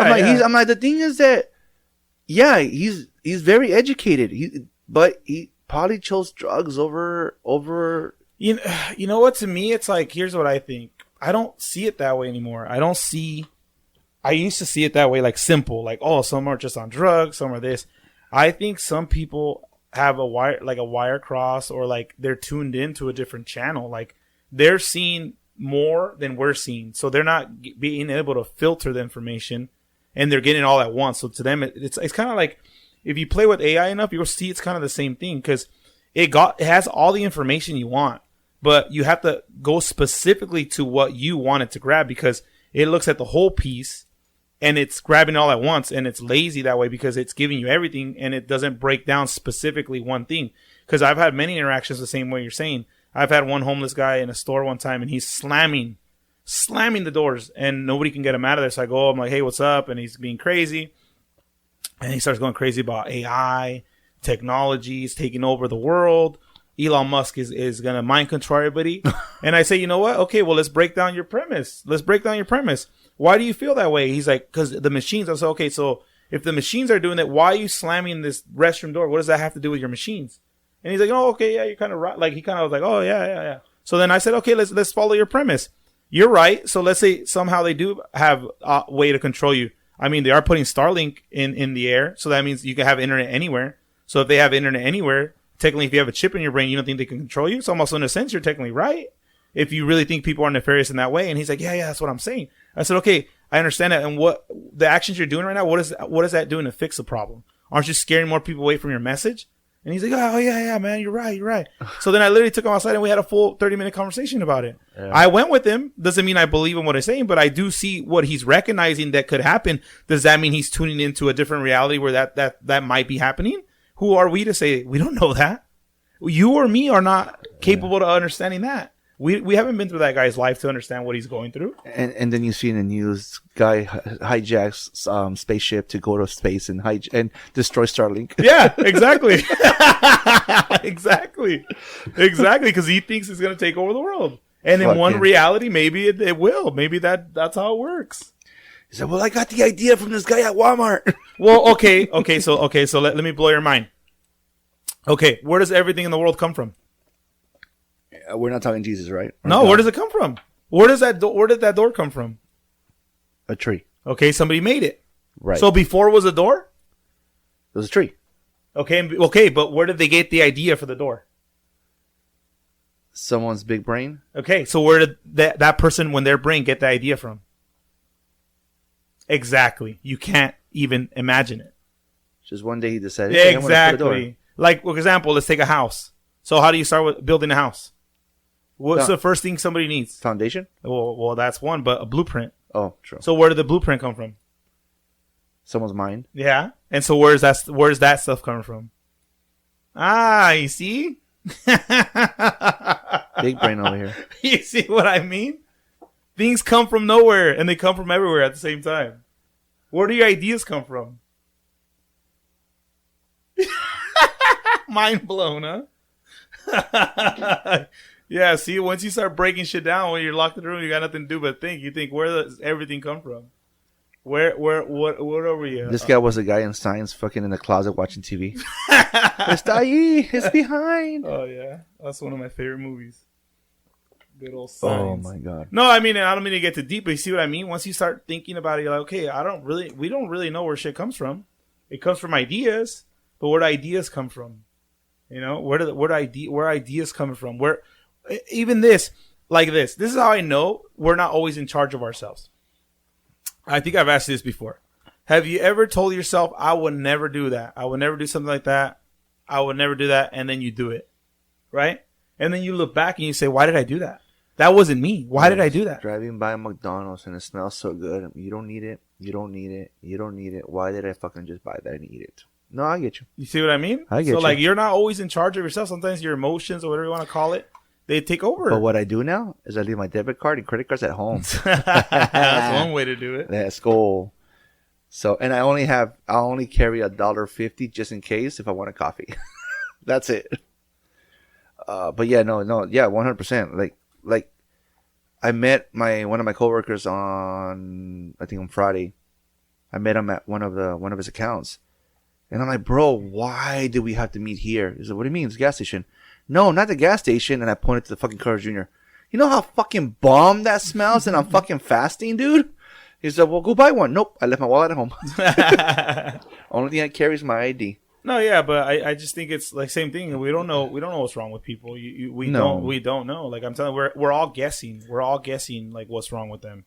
And you know what? In that case, let's take back the whole on drugs shit. Then because some are on drugs. But I'm telling you, okay. But then again, let's break that down. Why are some of them on drugs? Yeah. Why are some of them on drugs? Because they'd rather be on drugs than hear the voices that are telling them what to do. Because like I'm telling you, I study this shit, and then like one of the best people to study is the founder of psychology. Because it's funny when you look at there's two founders of psychology. One believed everything we have within our nature is all about sex drive. That's what he believed. He believed everything's a sex drive, and that's where everything comes from. It's all animal instinct, everything. Then Carl Gustav Jung, he believed that things come from somewhere we can't explain, right? And he believed in a thing called the collective unconscious, which is we're all grouped in together. And the reason why we know things inherently is because it's the same thing we've all experienced, and then we get some of that information in our DNA. That's why some people are scared of snakes when they're born. Like, how are you scared of snakes? Because that's a pattern. People are scared of the dark. Why are you scared of the dark? People are scared of certain things off the bat without even having input or anything, right? So he believed that there's more to it. There's more to creativity. There's more to things. But the crazy thing with him is he studied what he did. He spent years in psych wards talking to crazy people or people that were out of their mind. And he finally came to the conclusion that some people are getting this from somewhere. It's not coming from them. It's coming from their head or wherever they're getting from. So is their antenna broken? I don't know. Let's take the Tyler Chase scenario. The guy from, what's it called? Ned's Classified School, a Nickelodeon show, a Nick show. Okay. They found him in Riverside, homeless and freaking twacked out. Oh, I think I saw something about it. Yeah. They tried to get, I guess, this one other actor tried to get him help, picked him up, took him to eat, and then put him in a hotel. Within a few hours, he destroyed that hotel. Again, his mind is fucking with him, right? Mm-hmm. The thing that I feel, yeah, maybe he's on drugs or whatever, but he doesn't have the proper support system. I say that because even his own fucking parents told people don't help him. And I know someone that was going through something similar where it's like you lose a screw, right? And this individual had the support system of his family to make sure that he got the help that he needed, and he didn't end up like let's say Tyler Chase. When his parents said don't help him, there's nothing you can do about it, then that kind of like, it breaks my heart for this guy because he didn't have the support system. See what when you tell me that, what I see and what I recognize a pattern, I feel like when they say that means they tried everything, or they couldn't have. But think about it this way: what if they tried everything? And that's what they're saying, dude. We tried, and there's nothing. If we couldn't get the guy to, like, if us as his parents couldn't help him, what makes you think Andy or anybody else is going to be able to help the kid? You know what I mean? If they grew up with him, they raised him, and they can't get through to him. So just think of it that way. Like, you know what I mean? So, damn, that's a pretty crazy way of looking at it, dude. Like, we can look at it both ways. Maybe they did help him, or maybe they didn't, but I don't know. Yeah. I can't say for sure. I just know that Nickelodeon fucked people over. Well, that's a whole nother conversation that we probably shouldn't get into. Yeah. So that's a whole nother thing. And obviously, I know a lot of people probably already seen that documentary and stuff about everything that happened with all the Nickelodeon shit, all the Hollywood stuff, all the P. Diddy stuff. Like, I mean, I feel like that's the funny thing is I don't like to talk about that stuff because people are still not ready to open that door. People don't want to talk about those things yet. Right. Like, would you want to talk about that on your podcast? No. Yeah, see? With this podcast yeah, exactly. See? Yeah, but then you have people coming in here telling their stories, and some of those stories tie into stuff like that happening. True. You know what I mean? True. Let's see here. What are you pulling up over there? I'm just like I said, now that I have this new setup, I can like fucking Google shit or whatever. But what's his name? The guy from Mighty Ducks. That guy finally took him years to finally get out of the streets and fucking get sober and shit. Yeah, but see that, I mean, sometimes that's what it takes, dude. You gotta hit the bottom to be able to come back up, or maybe you won't make it. You know, but I think it's up to them. Yeah. You can't. What do we see? What does that saying go? You can't. You could lead a horse to water. You can't make him drink. Yep. You can force somebody you want. That's just the way it is. People are where they're at because that's where they choose to be. No matter which way you want to slice it, you can blame whoever you want, whatever you want. At the end of the day, you're in wherever you're in because you choose to be. Yeah. You choose. I know that's one thing that Danny always reminds me. Hey, when's the last time you were in jail? Like, fuck, that was a long time ago. So exactly. I'm not that. I mean, I have anger issues, but I don't get angry to the point where I hit someone or anyone. Like, I keep my, like, maybe, like, sometimes, like, when I do lose my shit, I'd rather just go lock myself in the garage or, like, just keep away from anybody instead of. See, but that's the point we're talking about. See, so, like, let's do this crazy. So, like, again, you're right. I like study shit. So, study ancient history, like the Greeks and what they believed. They believed your emotions were represented by the gods, right? That was their way of breaking it down. Like, anger came from Apollo or whatever. Your wisdom came from this and that. And that was their way of explaining emotions. But they would say that that's not you. That's coming into you, and you're letting them overtake you, right? And so you recognize far enough, hey, this isn't me right now. I'm pissed. You know what I mean? I got to step away because I know how I am. But it took you a long time to realize that. Yep. Right? And the same thing. Yeah, your emotions are part of you, but you can't let them be you. You know what I mean? That's in everybody. Because I'm the same way. I'm the opposite. I don't get angry. I just choose silence. You know, it doesn't mean it's any better. It seems that at first. But sometimes you have to be angry to say what you got to say. And that's the one thing with my wife and I. Like, when we're arguing, or like, in fact, not arguing. I think like the boys always say that we're fighting and shit. Like, fuck, I think we set a bad example because I think we're always fighting. It's not even that. The other day we're just talking on the phone, and I told her, I don't know what she brought up a point. She brought up something, and I told her, oh, I hate it when she fucking dreams about me doing something stupid, and then she wakes up mad at me. The fuck did I do? And so we were on my lunch. I called her my lunch, and we're talking about the dream or whatever. and she talked about like something like it kind of like made me feel like when she was explaining to me the dream, like I wasn't like, you know, kind of like a man enough, right? Like I've been there before. I felt that before, where I'm like, you know what? I'm gonna let you go right now. I don't want to get upset, so I want to come home peacefully. So I'm gonna just hang up, and we'll not have this conversation anymore, or whatever. But at the same time, when it's like, when we do argue, I want to get it off my chest there and then, get it out of the way, and she'd rather just take a couple of days. Yeah. And we'll talk about it later. Yeah. It's funny because Ricky's the same way with this one. Not to put him on blast, but he said it multiple times on here. Where it's the other way around. He wants his peace of mind. His wife fucking wants to know. We're talking about it now. Well, I told yeah. Ricky, I think I married the wrong sister, bro. Well, that's what I mean. Because to me, it's like, I don't want to say anything that I don't mean. And I know, and see, so that's the funny thing is, so like at work, I've been opposite. Like people don't know, like I'm two people. I've always been two people. I've been the asshole person that will tell you, I'll tell you whatever you don't want to hear. I will clown on you so bad that you're going to hate me. You're going to want to, I've had people want to beat me up just with my words. Just by me talking to them and talking shit to them, they want to beat me up. You know what I mean? And I've learned not to be that person, because that person's fucked up sometimes. Like I don't like to say things I don't mean, because it's fucked up. Right.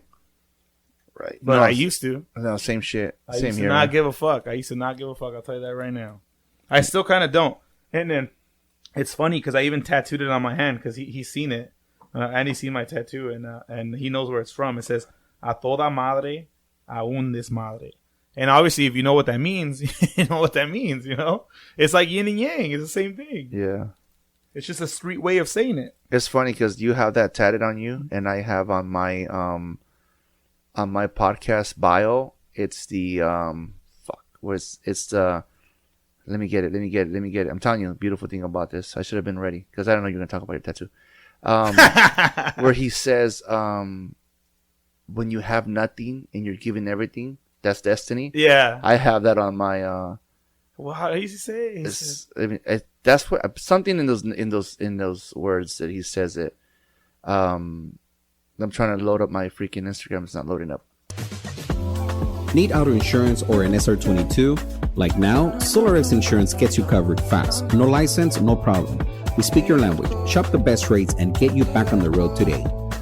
Call 877-736-4719. That's 877-736-4719. Visit slxinsurance.com or call now 877-736-4719. Quick, easy, done.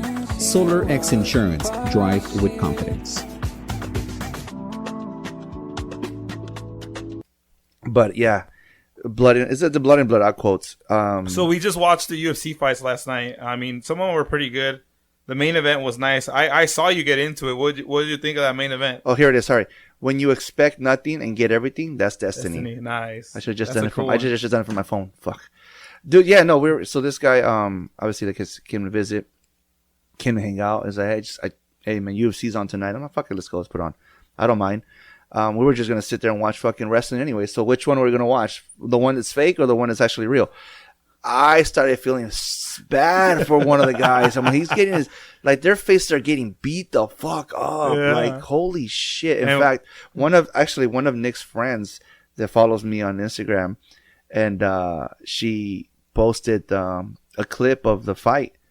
And I text her, I'm like, crazy fight. She goes, my watch said I had 101 BPM. So she was stressing out. Yeah, and I watched so many. To me, it's like I watched so many. I knew. I told him, this guy's not gonna quit, dude. He's not gonna quit. This guy called every single shot. This guy called every single reaction. This guy called every single freaking, every time homeboy went to the freaking wall, the gate, the fence, whatever, he called every I'm like a coach, bro. I'm like, get off the fence, dude. And what did I tell you? That overhand right, if he's gonna get knocked out, that's what he's gonna get. He's on to the TV like he's fucking there. Like, my wife's probably like, fuck, no wonder he doesn't come around. Yeah.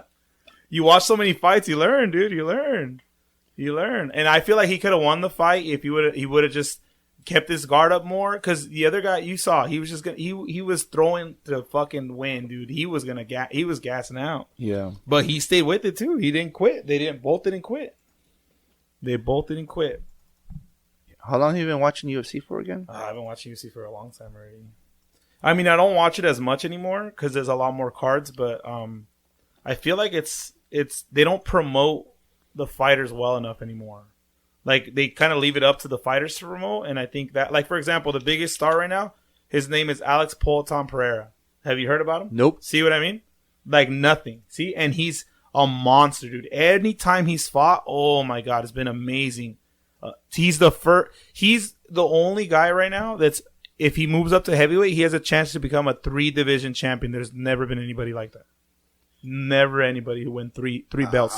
Middleweight, light heavyweight, and heavyweight. I kind of stopped watching when Tony Ferguson, like, that guy got his ass beat so bad. Yeah, that was rough to watch. I'm like, he needs to, I'm like, I dude, feel like we talked about Tony Ferguson last time. I know. I'm like, that guy needs to quit. Dude, you're done. You're done. Yeah, Retire already. yeah. But like, we were talking about that. Yeah, but that's the warrior mentality, dude. The no quit. That's also a detriment because you don't know when to quit. And I think that's the one thing we were talking about Tony. He was like, I don't think Tony had a backup plan because now he's in boxing.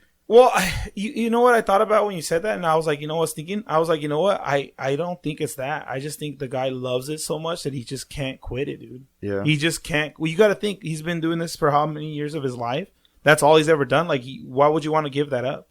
Right. You know what I mean? Like, he doesn't want to give it up. He doesn't want to give it up. I think it's just and look at now, he's boxing. Obviously, he still wants to fight. Yeah. So that's what it is. I don't think it's a bad guy. I just think that's what he wants to do, and he wants to keep doing it until he can't.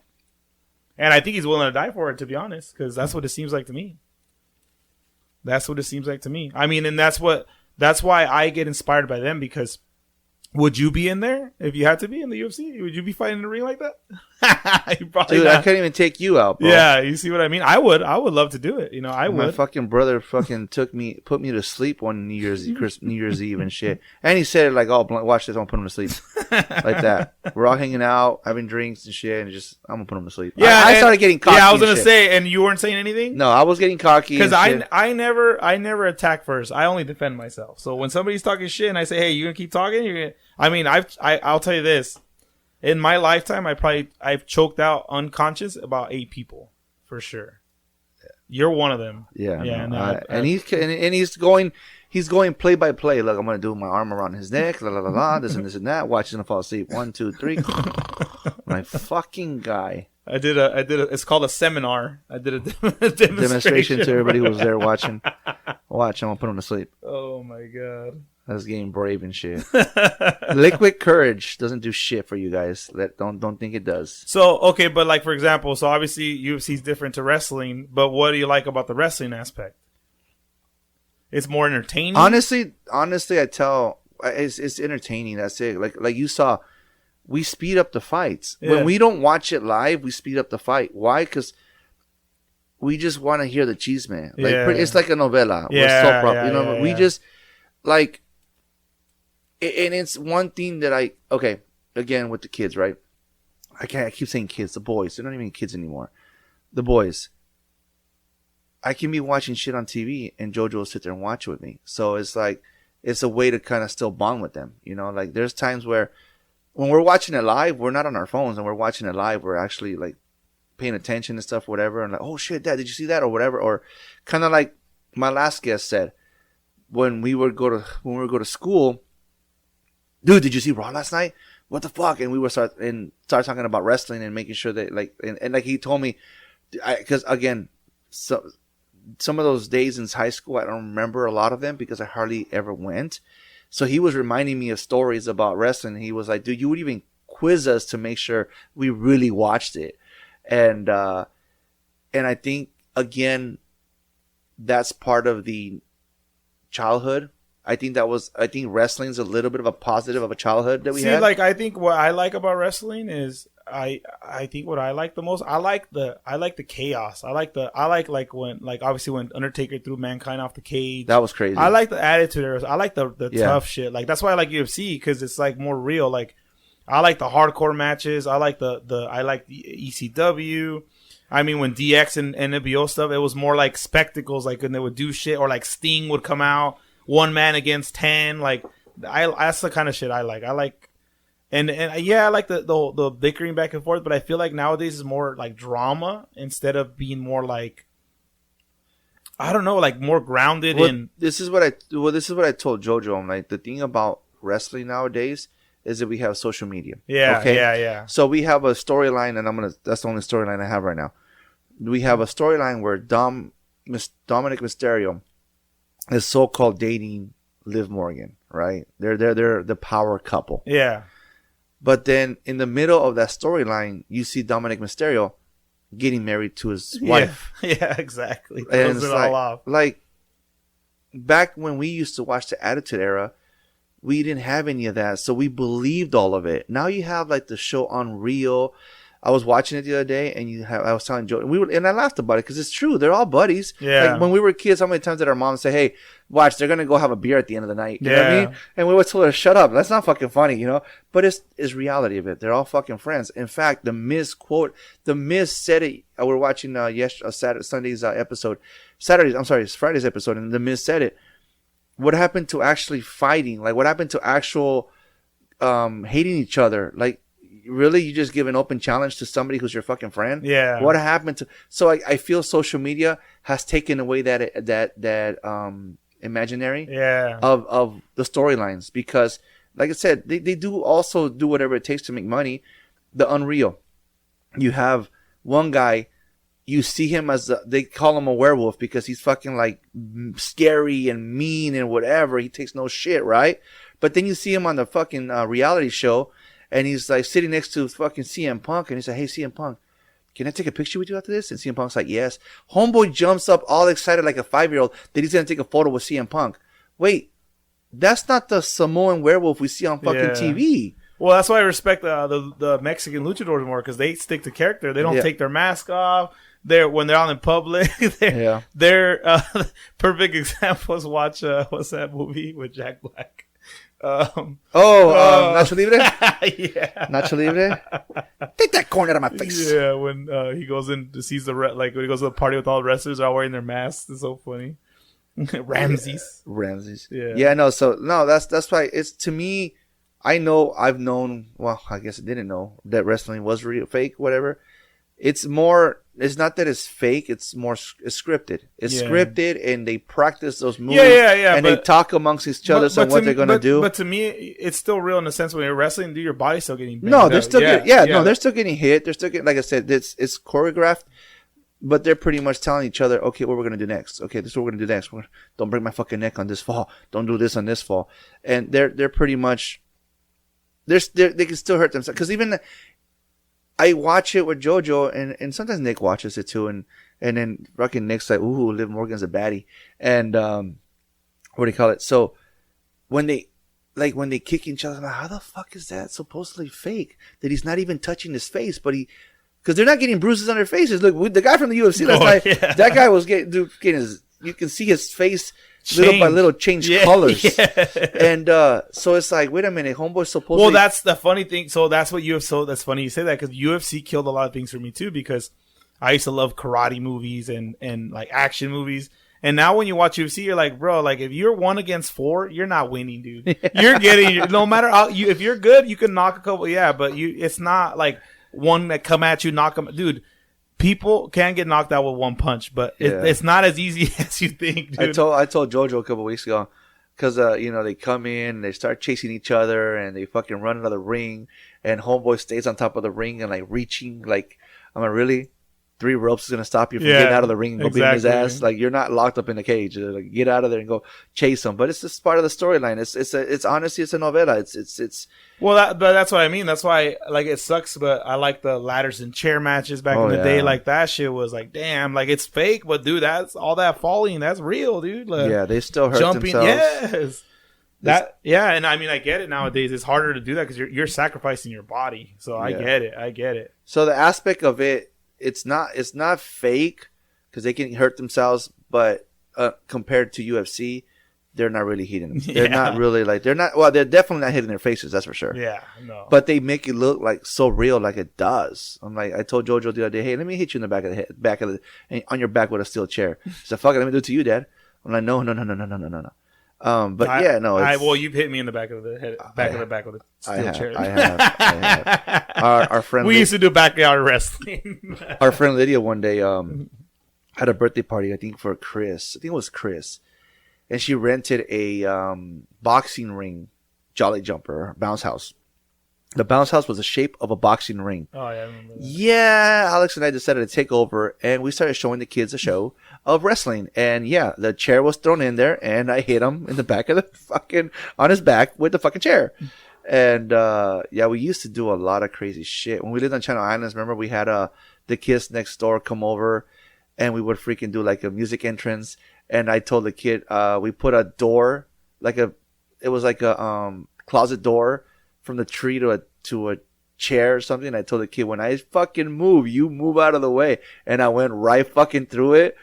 Yeah, we were. I remember we were so rowdy. I think we were saying in Channel Islands. I remember one time they put Alice got them to put a camera back there to see. She said, "I'm gonna put a camera so I know who's misbehaving and who's not." And it totally backfired because all we did was beat up the kids in front of the camera so they could see Now we have fucking footage of this shit. Yes, exactly. We have footage. We were beating them up in front of the camera. Yeah. We can watch it back. Oh my god, that's crazy. Yeah, it's funny. It's funny because I don't remember that until you bring it up, which is hilarious. I forget about that. And like you said about the like the podcast and stuff like that. When I have a guest come on, and they're talking about their stories and stuff, it does trigger memories, kind of like you. I'm saying certain things and it's reminding you, like, oh shit, we did do that. Oh shit, yeah. We did do that. And I mean, yeah, I do remember the boxing ring one. I do remember, and I remember I've known I got hit with back of the back with chairs, and I know it slaps, and I know, but I know it didn't hurt as bad. Because people say, how do you know that? Because I've gotten hit with in the back with a steel chair. Used to fuck around a lot. Yeah, I remember one day I picked him up, dropped him, and I think he hurt his side of the fucking. He hurt his side of his stomach or whatever, so our mom took him to the freaking urgent care because he was hurt, and we did not say it was because of wrestling. We kept that shit quiet. Well, that's the one thing too that it's funny because I don't remember going to the hospital, but I know I've been to the hospital because I know for a fact that obviously I had surgery for something that I don't remember. I don't remember either. I know you had a surgery. Yeah, and I was there for a couple of days, so I had to be serious. That was, I think, back when I think that was right. I believe that was like around the time that we had gotten taken away. Yeah, we were just with grandma. We were with mom, yeah. Yeah, so I don't remember that. I remember, it's funny because I ask her all the time and she doesn't remember. So let's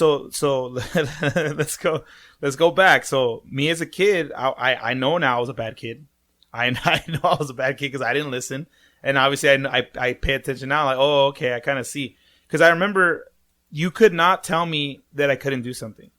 If I said I can do it, and you said there's no way you're doing it, I said yes, I will. I'll prove it to you right now. So I remember we used to live in it was the Miraloma apartments. Oh my god! And then on the outside of the Miraloma apartments, there was a wasp nest, and we're all hanging out. And they said you won't hit the wasp nest off the tree. And I said yes, I will. And they said no, you won't. I said yes, I will. So all I remember is smacking the shit out of that wasp nest. And then running for my life and swatting all these wasps, and then I don't remember anything after that. I don't even remember that story. Yeah, see, exactly. And so then I asked her, I remember you taking me to the hospital and you gave me medicine, and then she doesn't even remember. She doesn't even remember. No? She doesn't even remember. And that's what I mean. I remember. I do recall when we lived with grandma that Pops would call you Motormouth because you wouldn't shut up. Yes. Motormouth. Yes. Motormouth. Yeah, I could go on and on, but that's from that comes from being locked away. And I'm telling you, I feel like that's why I have so much to say, because I'm just like feel like I've been trapped in my whole life not being able to talk, and that's why I talk so much. Honestly, that's what we're saying, wing it, because I didn't even know that he was gonna get into. I thought he was gonna talk about the shit in his fucking AI and fucking the drinks that he's making. I did not know we were gonna go into this kind of conversation, but. He does. I mean, he does. I said it, man. We all just need to.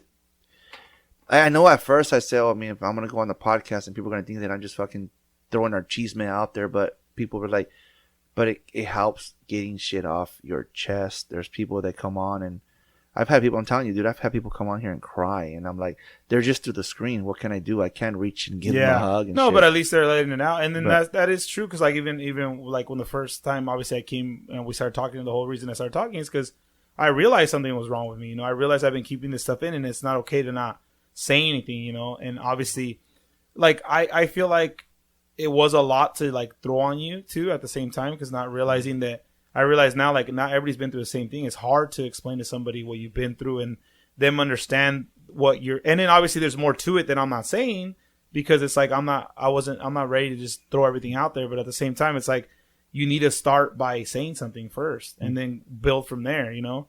And the funny thing is, so the funny thing you say about AI, the reason I started using AI was the same thing. I don't believe in coincidence anymore. I don't believe in it. So Carl Jung calls it synchronicity, right? So it started with numbers.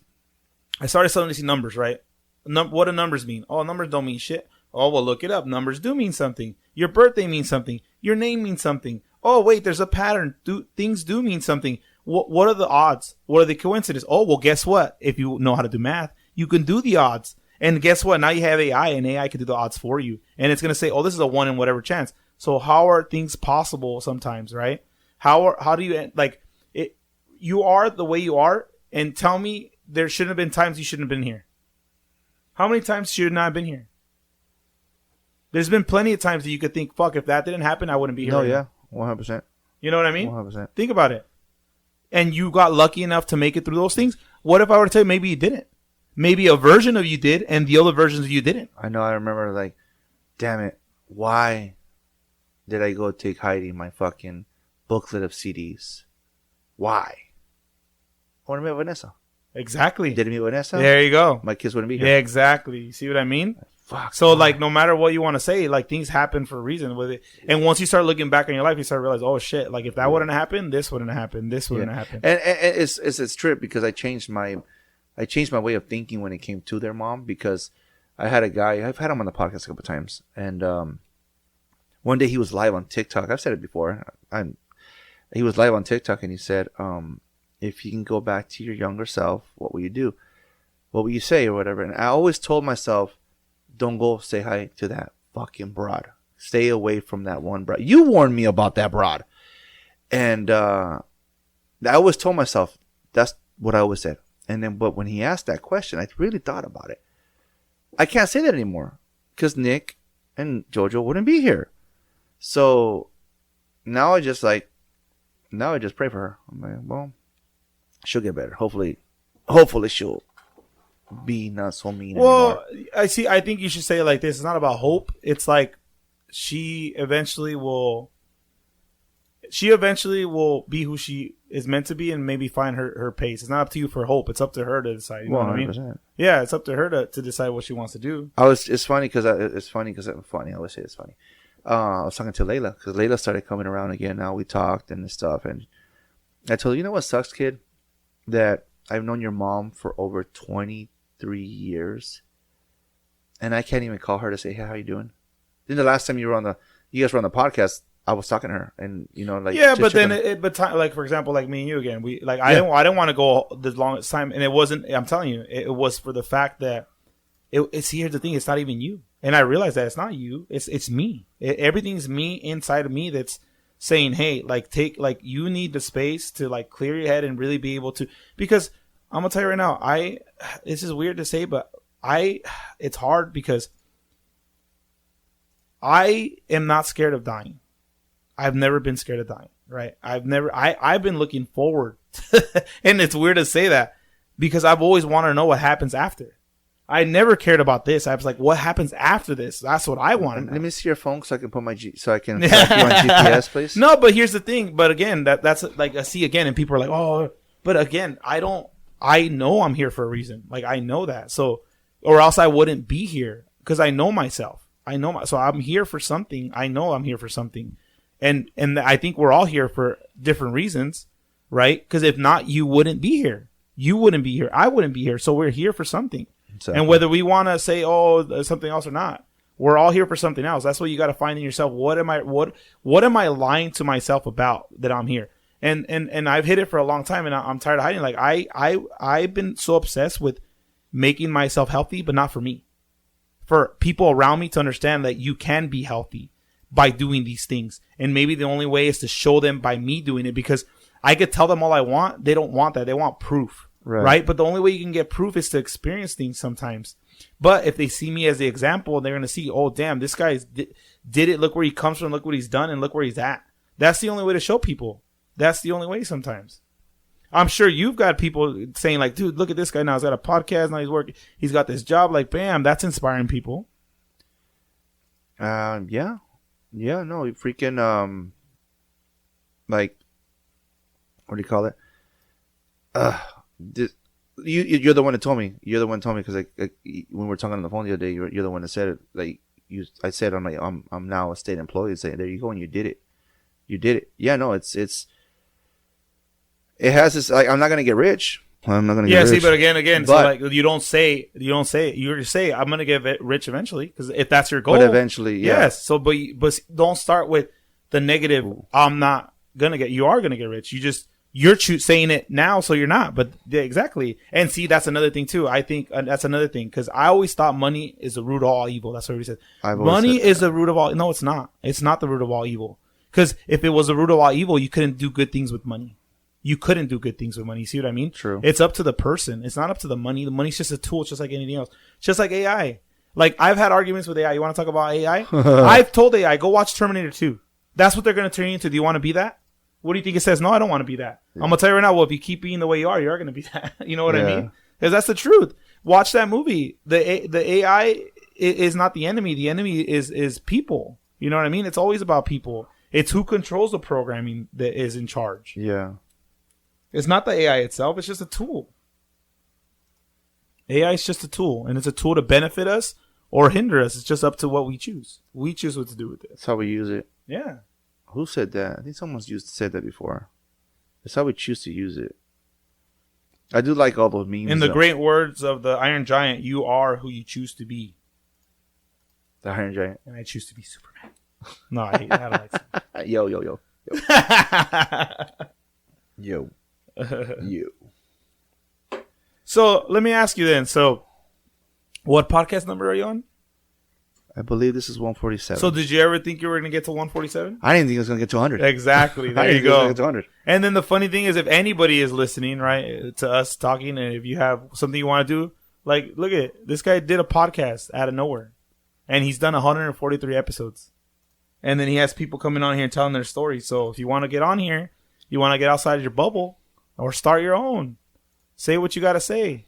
You know what I mean? Spread your message. I've met so many people, bro, with this podcast. People from the East Coast. People from just down the street. And but let me ask you, like, I don't want to cut you off, but I mean, like, what have you gathered from all them? Like, they all have a story to tell, and they're all people.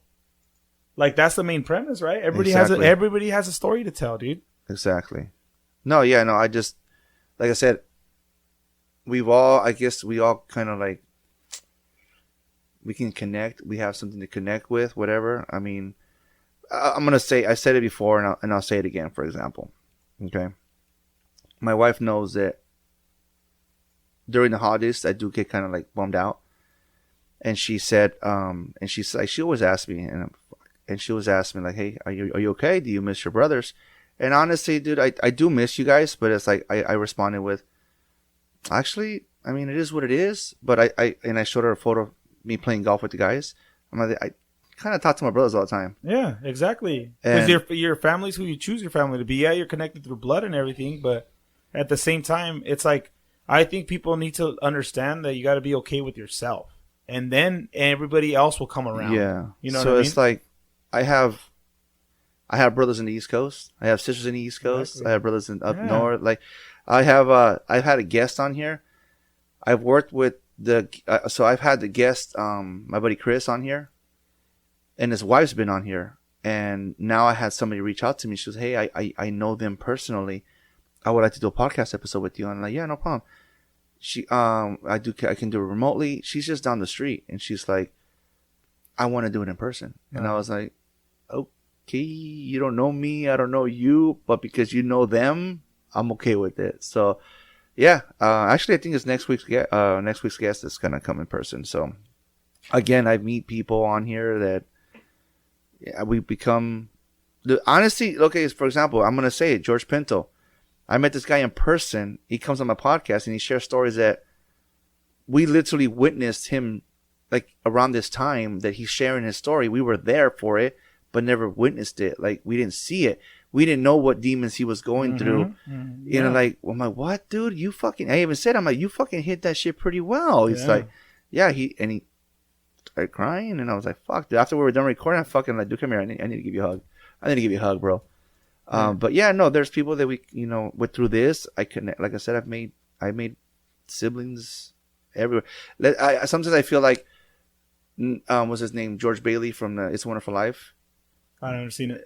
Are you serious, dude? Every time a bell rings, an angel gets his wings. Anyways, I feel like I am surrounded by friends. Like, I know that I have like, if I were to pass, I know that people will show. I think that's what I'm saying. Yeah. And I told the boys, though, I'm like, when I pass, you better text everybody, thank you for coming at my funeral. Yeah, see, to me, like, when I feel like when I pass, I want nobody to be sad. I want people to be happy. Like, finally, I get what I've always wanted. To go to the next part. Can you please give me your phone so I can fucking put I need your GPS location 24/7. Dude, it's not even about that. It's like, it's just the way, that's just how I felt my whole life. It's like, it's nothing you could do to, and people try to be like, oh, maybe you should go see this or that. It's not about that. It's like, I'm just a curious person. Like, you don't want to know what happens after. Like, you wouldn't want to know what happens. Maybe nothing. What happens? Like, I don't feel like it's the end. I feel like death is only the beginning, like they say in The Mummy. Yeah. I feel like it's all shrouded in bullshit. I feel like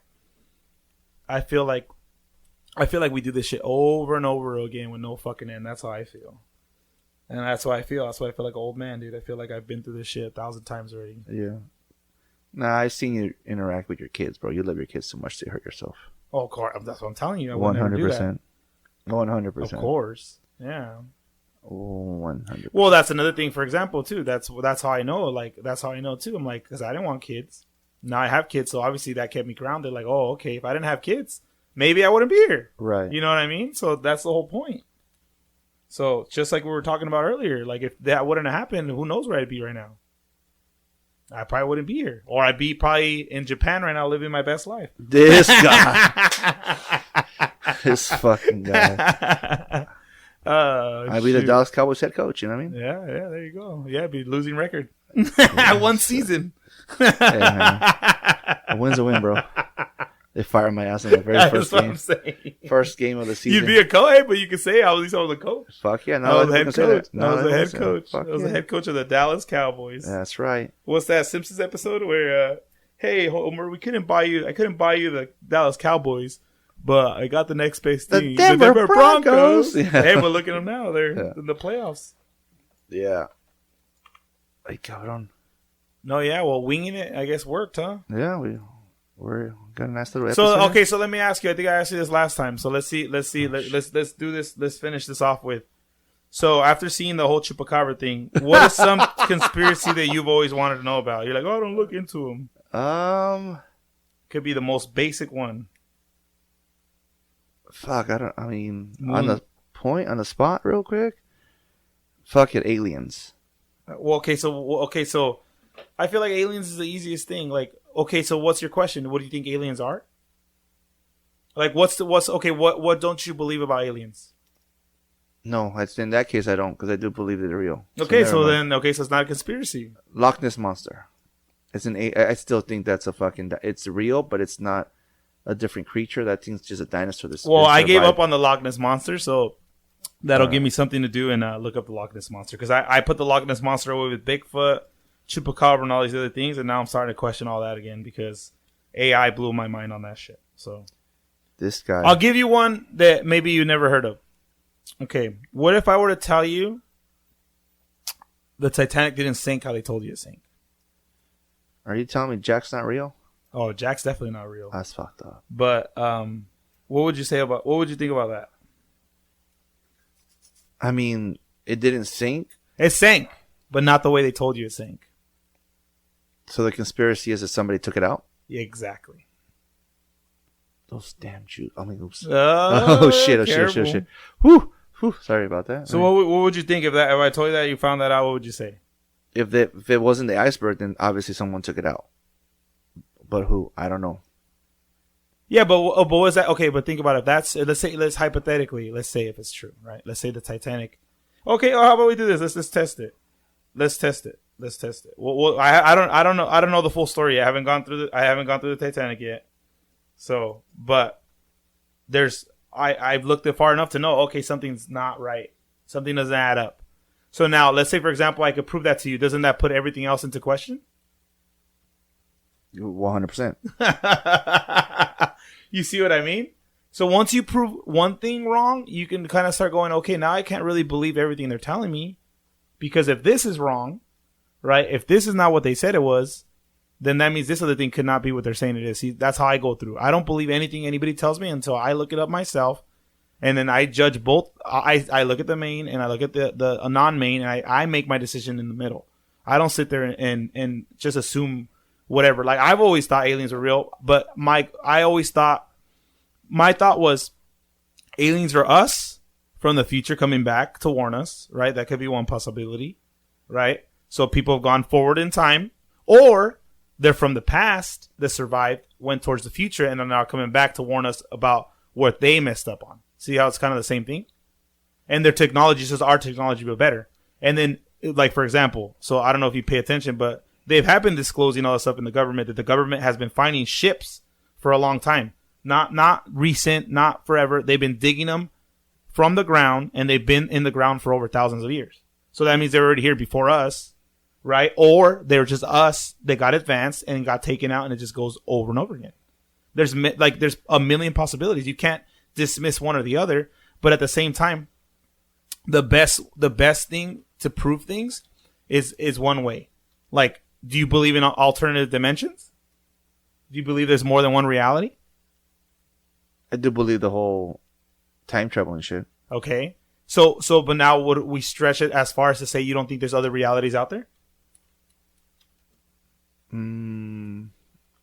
If I say yes, then I have to have facts. If I say you don't have to have facts. Okay, what's a fact?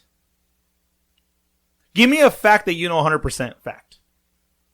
100%, you know for sure. Well, ChatGPT just said time traveling is in the future, kind of yes. Time traveling in the past to the past, evidence not possible. Okay. Yeah, but why is it saying it's not possible?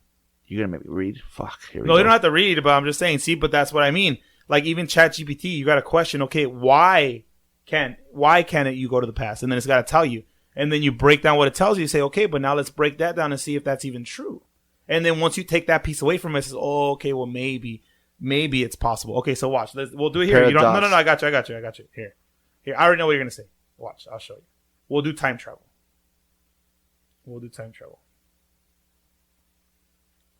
Okay, let's see if people can hear this after. Is time travel possible? Nah, time travel ain't possible. If it was, I got the wrong AI. Hold on, that's my buddy AI. My bad. Oh, he has an AI buddy that's chill with him, and the one that fucking argues with him, even insulted him, called him names. It was freaking hilarious. It was a trip watching him just argue with his phone. Oh yeah, we get into it. And you could do this yourself. It's literally Grok AI, or you could download ChatGPT, whatever, and give it what you want, and then see. You got questions, ask it. Hold on. Let's see here. I'm still just Googling. Okay. Shit. There he goes. Okay, is time travel possible? Sure, in movies and weed drinking. Hold on, I got the wrong voice. He got the wrong voice again. In the meantime, let's not forget about our sponsors. So I don't want to have good cover. I don't want to have cover. I don't want to have there. This episode is sponsored by SolarX Insurance. Fast, friendly, and affordable coverage. Need an SR22? They can help. Ride a motorcycle covered. They already have insurance. They got options. SolarX helps all drivers no matter the situation. Call 877-736-4719. That's 877-736-4719 and get on the road with get back on the road with confidence and back to the okay. So perfect tie-in. So we're gonna skip time travel for now because I think it's gonna go over people's heads. We're gonna go back to Titanic since you brought up insurance. Was the Titanic insured before it sank? No way, it wasn't fully insured. The White Star Line only had partial coverage through Lloyd's of London, like around £250,000 out of the. Wait, but can you double check? Because I heard something that it was insured shortly before the accident. Let's see what it says. So right now we're just talking to an AI and see what it's going to give us. Nah, I double checked. It wasn't insured shortly before the sinking. The main hull policy through Lloyd's was placed back in January 1912, like 3 months earlier, covering both types. Wait, 3 months before? I thought it wasn't that recent, so shouldn't it have had insurance the whole time? 3 months is recent, Alex. Ships that big getting built don't just sit uninsured. White Star had policies in place way earlier for construction risks, like hull damage in the yard. The main voyage insurance was locked in January, sure, but it wasn't some rushed last-minute deal right before sailing. Total nonsense. So now you see how it's kind of responding, kind of like it's not really, it's kind of dismissing a little bit, like, oh, I'm just asking questions. You see how kind of, to me, when something right away forces the answer, that's how I know it's not really telling you. It's just kind of telling you what it thinks instead of actually looking up the information. Because think about how weird that is. So they insured it 3 months before a voyage. You don't think it would have had insurance the whole time to make sure? Because that wasn't the first voyage, right? No, it was not. It wasn't say it's built, it's ready to go. Yes. First one, let's go. Exactly. So that just take that premise. Okay, that's kind of weird. Why did they insure it before? Now let's throw conspiracies in and see what it thinks. Okay, so now we're gonna bring up a little bit of conspiracies. So let me ask you. I heard something about the Olympia being swapped out with the Titanic. How would that be possible? No, that's the biggest crock of conspiracy shit ever.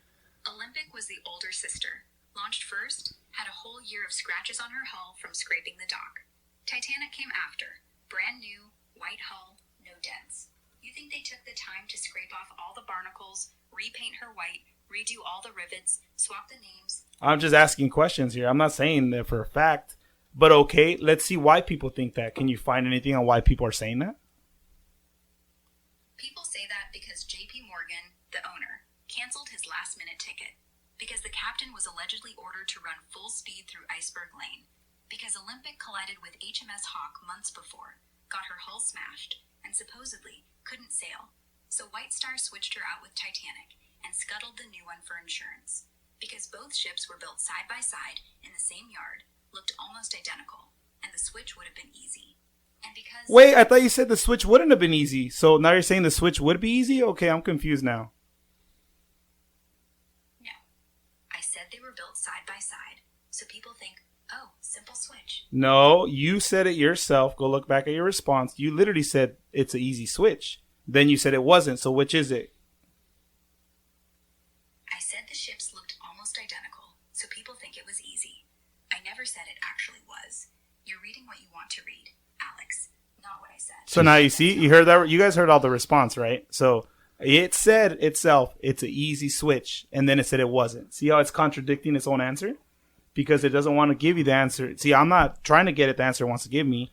I'm trying to make sure it's giving the answer that's correct. So how easy would it be to switch? Let's look at this realistically. Impossible.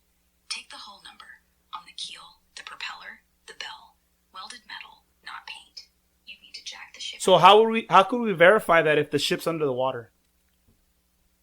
We already have. The Titanic wreck's been down there since 1985. Cameras, ROVs, submersibles. They went to the keel, the bow, the stern, took the serial number off the bell, off the anchor, read it out loud. Titanic. And who was in charge of this? Bob Ballard. Used to be a Navy guy. Went for top secret Cold War submarine crap, then used the same tech to find the wreck. Oh, okay. So you're telling me the person that would check works for the Navy and the government, correct? No, he used to. In 1978, he worked on the NR-1, their tiny nuclear sub. But he quit the Navy in the 80s, has been a full-on academic, explorer, professor since then. And the actual Titanic dives? Private funding, private team. Ballard doesn't bow to governments. If anything, he's pissed they kept trying to take credit for his... So here's what we're going to do. So see how I did this? So next time I come on, I'm going to have the full breakdown and we're going to see everything it said. And I'm going to show you how all the things it's saying right now, it's only partially true. Okay? This guy, it was a trip seeing him argue with AI. about the chupacabras yesterday. I'm telling you, it was freaking hilarious. And if anybody wants to look up that case, right, look up the 1996 case in Virginia, Brazil. That's the most well-documented UFO case. And I know we're going to be like, oh, he's going to talk about UFOs. Go look at that first and then tell me what you think. Because I didn't believe it at first either until you watch that and you start opening your eyes. But this isn't a conspiracy channel, so we're going to save that for my podcast. Well, yeah, he's trying to get warmed up to start his own podcast. That's what he's doing. This is he's just using me. So, okay, then if that's where we at, we got nothing else to say. Yeah, we can't just do on the spot. I didn't look up the Titanic, the whole thing. I don't know about it, but now everything to me is into question. So he's going to go question everything, man. Yeah. So AI questions everything. If that's it, we done? I think so. I don't think. All right. You got anything you want to say before we leave or what? No, that's it. I would just want to thank you for coming over and staying the weekend and bringing your kids. I don't think you're going to take them to Ostrich Town. Yes, I am. Oh, We're leaving right now. We're going to Ostrich Land. And they had a blast, even though their cousins are like almost 20 years older than them. Thank you. And like I end every podcast, thank you for riding with me. It's been fun. I don't know how we're riding on a flat tire, but okay, let's do it. Let's do it. Over and out. Thank you for listening to Ride With Me, the Flat Tire Indie Podcast. You can also listen to us on iTunes, Spotify, and Podbean.